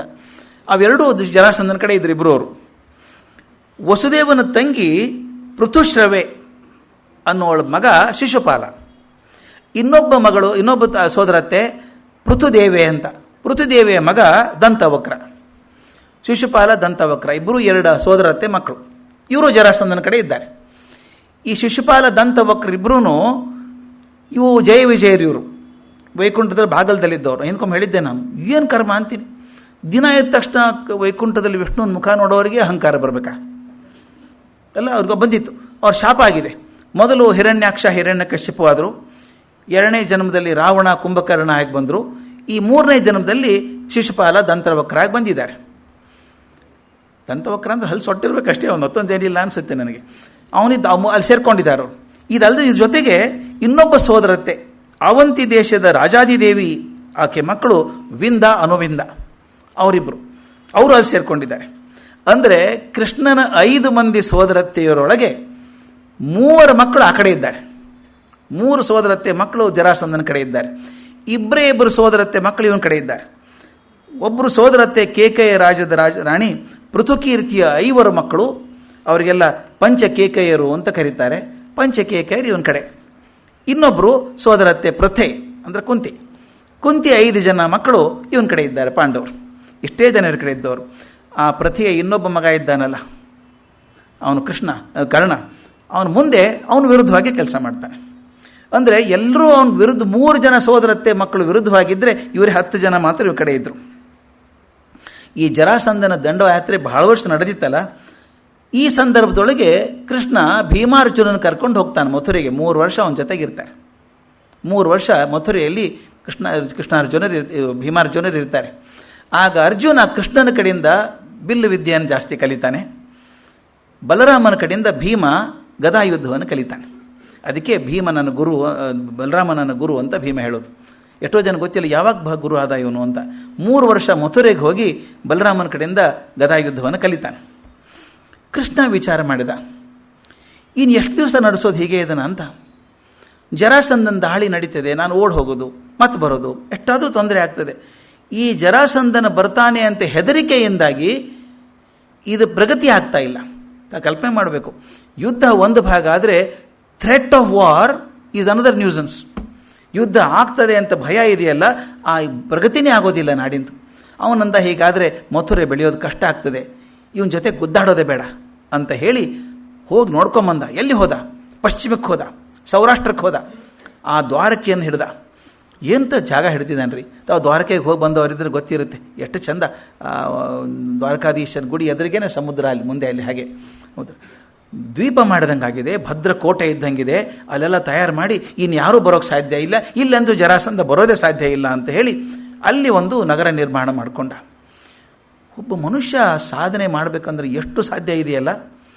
ಎಲ್ಲಿ ಮಥುರೆಯಿಂದ ಅಲ್ಲಿ ಹೋಗಿ ತುದಿಗೆ ಹೋಗಿ ಅಲ್ಲೊಂದು ಸಾಮ್ರಾಜ್ಯ ಕಟ್ತಾನೆ, ದ್ವಾರಕೆಯನ್ನು ಕಟ್ತಾನೆ. ಬಂದು ಇವ್ರು ಹೇಳ್ತಾನೆ ಮಥುರೆಯವರಿಗೆ, ಇಲ್ಲ ಬೇಡ ಬನ್ನಿರಿ, ಇದ್ರ ಇವನು ತೊಂದರೆ ತಪ್ಪಿದ್ದಲ್ಲ, ಅಲ್ಲಿ ಹೋಗೋಣ ಬನ್ನಿರಿ ಅಂತಾನೆ. ಇದು ಭಾಳ ಚೆನ್ನಾಗಿದೆ. ಎಲ್ಲರನ್ನ ಕರ್ಕೊಂಡು ಹೋಗಿ ದ್ವಾರಕೆಗೆ ಹೋದ ಅಂತ ಹೇಳ್ತಾರೆ. ಈ ಒಂದು ವಿಷಯ ಹೇಳಿಬಿಡ್ಬೇಕು. ನಾನು ಕಾಲೇಜಲ್ಲಿ ಪ್ರಿನ್ಸಿಪಲ್ ಆಗಿದ್ದಾಗ ನಮ್ಮ ಮಕ್ಕಳನ್ನೆಲ್ಲ ಕರ್ಕೊಂಡು ಪ್ರವಾಸಕ್ಕೆ ಹೋಗ್ತಾಯಿದ್ವಿ. ಒಂದು ಸಲ 50-60 ಜನ ಮಕ್ಕಳನ್ನ ಕರ್ಕೊಂಡು ಮಥುರೆ, ಬೃಂದಾವನ ಎಲ್ಲ ಕಡೆ ಹೋಗಿದ್ವಿ. ನನಗೆ ಕೃಷ್ಣ ಸ್ವಲ್ಪ ಹುಚ್ಚಿರೋದ್ರಿಂದ ಅವ್ರಿಗೆಲ್ಲ ಕೃಷ್ಣನ ಬಗ್ಗೆ ಹೇಳ್ತಾ ಹೋದೆ. ನೋಡಿ ಹಿಂಗಿದೆ ಅಂತ. ಅವ್ರಿಗೆಲ್ಲ ಭಾಳ ಚಂದ ಅನಿಸಿತು. ಕೃಷ್ಣ ಕಾಣಿಸೇ ಬಿಟ್ಟನೇನೋ ಗೊತ್ತಿಲ್ಲ ಅವ್ರಿಗೆ, ಅಷ್ಟರ ಮಟ್ಟಿಗಿತ್ತು. ಅಲ್ಲಿ ಹೋದಾಗ ನೋಡಿದ್ರು ಬೃಂದಾವನೆಲ್ಲ ಹಾಳಿದೆ, ಭಯಂಕರ ಹಾಳು ನೋಡಿರ್ಬೇಕು ತಾವು, ತುಂಬ ಹಾಳಿದೆ. ಅವ್ರು ಕೇಳಿದ್ರು, ಸರ್ ಇದು ಯಾಕೆ ಹೆಂಗಿದೆ ಅಂತ ಕೇಳಿದ್ರು. ಮಥುರೆ ಏನೂ ಅಷ್ಟು ಸಂಭ್ರಮ ಇಲ್ಲ, ಯಾಕೆ ಹೆಂಗಾಯಿತು? ನೀವು ಹೇಳ್ತಿದ್ರಿ ಕೃಷ್ಣ ಹಾಗೆ ಹೀಗೆ ಅಂತಿದ್ರಲ್ಲ, ಕೃಷ್ಣ ಓಡಾಡಿದ ಜಾಗ ಹಿಂಗ್ಯಾಕೆ ಹಾಳಾಗಿದೆ ಇದು? ನಾನು ಹೇಳಿದೆ, ಪೂರ್ತಿ ಹೇಳಲಿಲ್ಲ ನಿಮಗೆ ನಾನು ಅಂತ ಹೇಳಿದೆ. ಕೃಷ್ಣ ಮಥುರೆಯವರೆಗೆ ಬಂದು ಹೇಳ್ತಾನೆ, ಎಲ್ಲರೂ ದ್ವಾರಕೆಗೆ ಹೋಗೋಣ ಬನ್ನಿರಿ ಅಂತ. ಅದು ಎಲ್ಲಿದೆ ಅಂತ ಕೇಳ್ತಾರೆ ಅವರು. ದೂರ ಪಶ್ಚಿಮದಲ್ಲಿದೆ, ಸಮುದ್ರ ದಂಡೆ ಮೇಲಿದೆ. ಈ ಮಥುರೆಯವರು ಸಮುದ್ರನೇ ಕಂಡಿಲ್ಲ, ಅಲ್ಲಿಗೆ ಹೋಗಬೇಕು. ಅಲ್ಲಿಗೆ ಯಾಕೆ ಹೋಗಬೇಕು ಅಂತಾರೆ ಅವರು. ಈ ಜರಾಸಂಧನ ಹಾವಳಿ ಜಾಸ್ತಿ ಆಗ್ತದೆ ಬನ್ನಿ ಅಂತ. ಅವನು ಹೇಳ್ತಾನೆ, ಯಾರು ನನ್ನನ್ನು ನಂಬ್ಕೊಂಡಿದ್ದೀರೋ, ಈ ಮಾತು ಗಮನಿಸಬೇಕು, ಯಾರು ನನ್ನ ಪೂರ್ತಿಯಾಗಿ ನಂಬ್ಕೊಂಡಿದ್ದೀರೋ ನಾಳೆ ಮಥುರೆಯ ನಗರದ ಮಧ್ಯದಲ್ಲಿ ಬನ್ನಿ, ಎಲ್ಲರೂ ನನ್ನ ಮಾಯೆಯಿಂದ ಕರ್ಕೊಂಡು ಹೋಗ್ತೇನೆ ನಿಮ್ಮನ್ನು ಅಲ್ಲಿ ಅಂತ ಹೇಳ್ತಾನೆ. ಯಾರ್ಯಾರು ಬಂದರೋ ಅವ್ರನ್ನ ಕರ್ಕೊಂಡು ಹೋದ. ಉಳಿದವ್ರು ಯಾರು? ಯಾರು ನಂಬಲಿಲ್ಲ ಅವರು ಅಲ್ವಾ? ಯಾರು ನಂಬದಿ ಉಳ್ಕೊಂಡ್ರಲ್ಲ, ನಾವು ಎಷ್ಟೋ ಜನ ಹೋಗಲ್ಲ. ನಾವು ಇಲ್ಲಪ್ಪ, ನಮ್ಮ 30-40 ಸೈಟ್ ಅಭ್ಯಾಸ ಆಗಿದೆ ನಮಗೆ, ಇಲ್ಲೇ ಇದ್ದು ನಮಗೆ 30 ವರ್ಷ ಇಲ್ಲೇ ಕಳೆದಿದ್ವಿ, ಬೇರೆ ಕಡೆ ಹೋಗೋದು ಬೇಡ ಅಂತಿರ್ತದೆ. ಆದರೆ ಕೃಷ್ಣನ ನಂಬ್ಕೊಂಡು ಹೋದವರು ಅಲ್ಲಿ ತುಂಬ ಸಂತೋಷವಾಗಿದ್ದರು. ದ್ವಾರಕೆಯಲ್ಲಿ ಯಾರು ನಂಬಲಿಲ್ವೋ ಅವ್ರು ಉಳ್ಕೊಂಡ್ರು. ಅದಕ್ಕೆ ಹೇಳಿದೆ, ಅದಕ್ಕೆ ಹೆಂಗಾಗಿದೆ ಇದು ಅಂತ. ಇಲ್ಲಿ ಉಳಿದವರೆಲ್ಲ ಕೃಷ್ಣನ ನಂಬಿದವರು, ನಂಬಿದವರೆಲ್ಲ ಅಲ್ಲಿ ಹೋಗಿದ್ದಾರೆ. ಹಾಗೆ ಕತ್ಕೊಂಡು ಹೋಗ್ಬಿಟ್ಟ, ಎತ್ಕೊಂಡೆಲ್ಲ ಕರ್ಕೊಂಡು ಹೋಗ್ಬಿಟ್ಟ. ಕರ್ಕೊಂಡು ಹೋಗಿ ಈ ಮಾಡೋ ಹೊತ್ತಿಗೆ ಕೃಷ್ಣ ತುಂಬ ಶ್ರಮ ಹಾಕಿರಬೇಕಾಗಿತ್ತು. ಈ ರಾಜ್ಯ ಸ್ಥಾಪನೆ ಮಾಡೋದು, ದ್ವಾರಕೆ ಕಟ್ಟೋದು, ಜನರನ್ನು ಕರ್ಕೊಂಡು ಹೋಗೋದು, ಇದರೊಳಗೆ ತುಂಬ ಸಮಯವನ್ನು ಕೊಟ್ಟು ಬೇರೆ ಕಡೆ ವಿಚಾರ ಮಾಡೋಕ್ಕೆ ಅವಕಾಶವೇ ಇರಲಿಲ್ಲ ಕೃಷ್ಣನಿಗೆ ಇಷ್ಟು ದಿವಸ. ಅಷ್ಟು ವರ್ಷಗಳಿಗತ್ತಲೆ ಹಸ್ತಿನಾಪುರದಲ್ಲಿ ಏನಾಗ್ತದೆ ಅಂತ ಆಗಾಗ ಸುದ್ದಿ ಬರ್ತಿತ್ತೆ ವಿನಃ ನೇರವಾಗಿ ಹೋಗೋಕ್ಕಾಗಿರಲಿಲ್ಲ ಅವನಿಗೆ. ಒಂದು ಸಲ ದ್ವಾರಕೆ ಪ್ರತಿಷ್ಠಾಪನೆ ಆದಮೇಲೆ, ಎಲ್ಲ ಗಟ್ಟಿ ಆದ ಮೇಲೆ, ಯಾದವರ ಬಳಗ ಅಲ್ಲಿ ಗಟ್ಟಿಯಾಗಿ ಕೂತ್ಕೊಂಡ ಮೇಲೆ ಸುದ್ದಿ ಬಂತು, ಪಾಂಡವರು ಅರಗಿನ ಅರಮನೆಯಲ್ಲಿ ಸತ್ತು ಹೋದರು. ಅರಮನೆಗೆ ಹೋಗಿದ್ದರು, ಬೆಂಕಿ ಹಚ್ಚಿ ಸತ್ತು ಹೋಗ್ಬಿಟ್ರಂತೆ. ಕುಂತಿ ಸಹಿತ 5 ಜನ ಪಾಂಡವರು ಸತ್ತು ಹೋದರು ಅಂತ ಗೊತ್ತಾಯಿತು. ತಕ್ಷಣ ಸೋದರತ್ತೆ ಮಕ್ಕಳಲ್ವಾ, ಸೋದರತ್ತೇನು ಹೋಗಿದ್ದಾಳೆ, ಸೋದರತ್ತೆ ಮಕ್ಕಳು ಹೋಗಿದ್ದಾರೆ. ಸೀದಾ ಹಸ್ತಿನಾವತಿಗೆ ಹೋಗ್ತಾನೆ. ಹೋದದ್ದು ಸಾಂತ್ವನ ಹೇಳೋದಕ್ಕೆ. ಆದರೆ ಕೃಷ್ಣನ ಕಣ್ಣು ಭಾಳ ಚುರುಕು. ಅವನು ಬರೀ ಸಾಂತ್ವನ ಮಾತ್ರ ಹೇಳೋಕ್ಕೆ ಹೋಗಲಿಲ್ಲ, ಅವನಿಗೆ ಯಾರ ಹತ್ರ ಹೇಗೆ ಮಾತಾಡಬೇಕು ಅಂತ ಚೆನ್ನಾಗಿ ಗೊತ್ತು. ಯಾರು ಮುಂದೆ ಅಳಬೇಕೋ ಅವ್ರ ಮುಂದೆ ಅತ್ತ, ಯಾರ ಮುಂದೆ ಸಮಾಧಾನ ಮಾತಾಡಬೇಕೋ ಸಮಾಧಾನ ಮಾತಾಡಿದ. ಭೀಷ್ಮರ ಹತ್ರ ಮಾತಾಡಿದ, ದ್ರೋಣರ ಹತ್ರ ಮಾತಾಡಿದ. ಆದರೆ ಆತ ಹೆಚ್ಚು ಸಮಯ ಕೊಟ್ಟದ್ದು ವಿದುರನ ಜೊತೆಗೆ. ವಿದುರನ ಜೊತೆಗೆ ಮಾತಾಡಿದಾಗ ಗೊತ್ತಾಯಿತು ಪಾಂಡವರು ಬದುಕಿದ್ದಾರೆ ಅಂತ. ಯಾಕಂದರೆ ವಿದುರ ಹೇಳಿ ಕಳಿಸಿರ್ತಾನೆ ಧರ್ಮರಾಜನಿಗೆ, ಒಂದು ಪಂಜರ ಕೊಟ್ಟಿರ್ತಾನೆ ಇಲಿದು, ತಮ್ಗೆ ಗೊತ್ತಿರಬೇಕು. ಹೋಗಬೇಕಾದ್ರೆ ಇಲಿ ಪಂಜರ ಕೊಡ್ತಾನೆ. ಒಂದು ಮಾತು ಹೇಳ್ತಾನೆ, ನೆನಪಿಟ್ಕೋ, ಬೆಂಕಿ ಹತ್ತಿದಾಗ ಇಲಿ ಮಾತ್ರ ಪಾರಾಗ್ತದೆ. ಎಷ್ಟು ಚೆನ್ನಾಗಿರೋ ಮಾತು ಗೊತ್ತಾ ಅದು. ವಿದುರ ಸೂಚ್ಯವಾಗಿ ಹೇಳಿರ್ತಾನೆ ಇವರಿಗೆ ಕಳಿಸೋಕೆ ಹೋದಾಗ. ಧರ್ಮರಾಜ ಅಂತಾನೆ, ಇದನ್ಯಾಕೆ ಹೇಳ್ತಾನೆ ವಿದುರ ಅಂತ, ಇದನ್ಯಾಕೆ ಹೇಳ್ತಾನೆ? ಹೋಗುವಾಗ ಅವನಿಗೆ ಗೊತ್ತು ಅರಗಿನ ಮನೆ ಅಂತ ವಿದುರನಿಗೆ. ಇವ್ರ ಮುಂದೆ ಹೇಳೋಕ್ಕಾಗಲ್ಲ ಚಂಡಾಲರಿಗೆ. ಹೇಳಿದರೆ ಮತ್ತೇನು ಬದಲಾಯಿಸ್ಬಿಡ್ತಾರೆ ಲಾಸ್ಟ್ ಮೂಮೆಂಟ್ ಇವರು. ಅದಕ್ಕೆ ಅವ್ರು ಇರಲಿ, ಅವ್ರ ಪ್ರಕಾರ ಇರಲಿ ಅಂತ ಕರ್ಕೊಂಡು ಹೋಗ್ರಿ. ಹೋಗುವಾಗ ಹೇಳ್ತಾನೆ, ಇಲಿ ಪಂಜರ ಕೊಟ್ಟು ಬೆಂಕಿ ಹತ್ತಿದಾಗ ಇಲಿ ಮಾತ್ರ ತೂತು ಮಾಡ್ಕೊಂಡು ಪಾರ ಆಗ್ತದೆ ಅಂತ ಹೇಳ್ತಾನೆ. ಅಂದರೆ ಗೊತ್ತಾಯಿತು ನೆಲ ಆಗಿಬೇಕು ಅಂತ. ಹೋದ ದಿವಸದಿಂದ ನಗಕ್ಕೆ ಶುರು ಮಾಡ್ತಾರೆ ಅವರು. ಅದು ಸುದ್ದಿ ಗೊತ್ತಾದ ತಕ್ಷಣ ಕೃಷ್ಣನಿಗೆ ಗೊತ್ತಾಯಿತು ಪಾಂಡವರು ಬದುಕಿದ್ದಾರೆ ಅಂತ. ಏನು ಮಾಡ್ಬೇಕು ಅವನು ಅವಾಗ? ಎಷ್ಟು ಬುದ್ಧಿ ಅದು. ಯಾದವರು ಗಟ್ಟಿಯಾಗಿ ಕೂತವರು ಮಥುರೆಯಲ್ಲಿ, ಅಲ್ಲಿ ಹೋಗಿ ದ್ವಾರಕೆಯಲ್ಲಿ ಕೂತಿದ್ದಾರೆ. ದ್ವಾರಕೆಯಲ್ಲಿ ಇನ್ನೂ ಬೇರೆ ಬಿಡಬೇಕು, ಅವರು ಗಟ್ಟಿ ಆಗಬೇಕು, ಇನ್ನೂ ಅವ್ರ ಸಾಮ್ರಾಜ್ಯ ಗಟ್ಟಿ ಆಗಬೇಕು. ಯಾದವರಿಗೆ ಸಪೋರ್ಟ್ ಬೇಕಾಗಿದೆ. ಈಗ ಅವನು ವಿಚಾರ ಮಾಡ್ತಾನೆ, ಈ ಕಡೆ ಎಲ್ಲಾದರೂ ಉತ್ತರದ ಯಾವುದಾದ್ರೂ ರಾಜನ ಜೊತೆಗೆ ಸಂಬಂಧ ಆದರೆ, ಉತ್ತರದಲ್ಲಿರುವಂಥ ಯಾವುದೋ ಬಲಶಾಲಿ ರಾಜ ಸಂಬಂಧ ಆದರೆ ಯಾದವರು ಗಟ್ಟಿ ಆಗ್ತಾರೆ. ಅದಕ್ಕೆ ಅವನೇನು ಮಾಡ್ತಾನೆ, ಪಾಂಚಾಲ ರಾಜ ದ್ರುಪದನ ಕಡೆ ಹೋಗ್ತಾನೆ.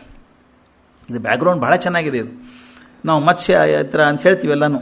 ಹೋಗಿ ಹೇಳ್ತಾನೆ, ಅವನು ದ್ರೌಪದಿ ಹುಟ್ಟಿದ್ದೇ ಅರ್ಜುನನ ಮದುವೆ ಆಗೋದಕ್ಕೆ, ದೃಷ್ಟೋದ್ಯುಮ್ನ ಹುಟ್ಟಿದ್ದೇ ದ್ರೋಣನ ಕೊಲ್ಲೋದಕ್ಕೆ. ಅದು ಗೊತ್ತಿದೆ, ಪ್ರಪಂಚಕ್ಕೆ ಗೊತ್ತಿದೆ. ನಿರಾಶೆ ಆಗಿಬಿಟ್ಟಿದೆ ದ್ರುಪದನಿಗೆ. ಯಾಕಂದರೆ ಅರ್ಜುನ ಸತ್ತೋಗ್ಬಿಟ್ಟ, ಪಾಂಡವರೆಲ್ಲ ಸತ್ತೋಗ್ಬಿಟ್ರು ಅರ್ಗಿನ ಮನೆಯಲ್ಲಿ. ಇನ್ನು ನನ್ನ ಮಗಳಿಗೆ ಗಂಡ ಯಾರಾಗಬೇಕು, ಏನಾಗಬೇಕು ಅಂತ ಒದ್ದಾಡ್ತಿದ್ದಾನೆ. ಕೃಷ್ಣ ಹೇಳ್ತಾನೆ, ಚಿಂತೆ ಮಾಡಬೇಡ, ಸ್ವಯಂವರ ಅಂತೂ ಮಾಡಿಬಿಡು. ಯಾರಿಗೋಸ್ಕರ ಮಾಡಲಿ ಅಂತಾನೆ. ನೀ ಮಾಡಯ್ಯ ನೀನು. ಅದು ಹೇಗೆ ಮಾಡಬೇಕು ಅಂದರೆ, ಒಂದು ಪರೀಕ್ಷೆ ಇಡು. ಆ ಪರೀಕ್ಷೆ ಹೇಗಿರ್ಬೇಕಂದ್ರೆ ಅರ್ಜುನ ಮಾತ್ರ ಪಾಸ್ ಆಗಬೇಕು, ಉಳಿದು ಯಾರೂ ಪಾಸ್ ಆಗಿರಬಾರ್ದು. ಕ್ವಶನ್ ಪೇಪರ್ ಸೆಟ್ ಮಾಡೋದೇ ಹಾಗೆ, ಇವನೇ ಪಾಸ್ ಆಗ, ಯಾರು ಪಾಸ್ ಆಗಿರಬಾರ್ದು. ಅಷ್ಟು ಟಫ್ ಅದು. ಮತ್ಸ್ಯಂತ್ರ ಭೇದಿಸೋದಂದ್ರೆ ಸುಲಭ ಅಲ್ಲ ಅದು. ಕೆಳಗಡೆ ನೋಡಿಕೊಂಡು ಮೇಲೆ ಗರ್ರನ್ನು ತಿರುಗ್ತಿರುವಂಥ ಮೀನದ ಕಣ್ಣಿಗೆ ಹೊಡಿಬೇಕು. ಮೇಲೆ ಮೀನು ನೋಡ್ಕೊಂಡು ಹೊಡೆಯೋದಲ್ಲ, ಕೆಳಗಡೆ ಎಣ್ಣೆ ನೋಡ್ಕೊಂಡ್ಬಿಟ್ಟು ಹೀಗೆ ಹಿಡಿದು ಸೀದಾ ಅದಕ್ಕೆ ಹೊಡಿಬೇಕು. ಇಂಥ ಯಂತ್ರ ಭೇದನೆ ಮಾಡಬಲ್ಲವನು ಅರ್ಜುನ ಮಾತ್ರ, ಇನ್ಯಾರಿಗೂ ಸಾಧ್ಯ ಇಲ್ಲ ಅಂತ ಕೃಷ್ಣನಿಗೆ ಗೊತ್ತು. ಅಂಥ ಮತ್ಸ್ಯ ಭೇದನೆ ಯಂತ್ರ ಮಾಡು ಅಂತ ಹೇಳಿಕೊಟ್ಟು ಬಂದವನು ಇವನೇ ದ್ರುಪದನಿಗೆ. ಅಂದರೆ ನೀ ಸ್ವಯಂವರ ಮಾಡು, ಯಾರು ಬರ್ತಾರೆ ಬರಲಿ, ಗೆದ್ದವನು ಅವನೇನೆ ಅಂತ ಹೇಳ್ತಾನೆ. ಅಂದರೆ ಆ ಹೊತ್ತಿಗೆ ಬರ್ತಾರೆ ಅವರು ಅಂತ ನಂಬಿಕೆ ಒಂದು. ಇದೆಲ್ಲ ಭಾಗವತದಲ್ಲಿ ಬರೋದು. ಮುಂದೆ ಮಹಾಭಾರತದಲ್ಲಿ ಕೃಷ್ಣ ಬರೋದು ದ್ರೌಪದಿ ವಿವಾಹದ ಹೊತ್ತಿಗೆ ಬರ್ತಾನೆ, ಅಲ್ಲಿವರೆಗೆ ಬರೋದೇ ಇಲ್ಲ ಅವನು.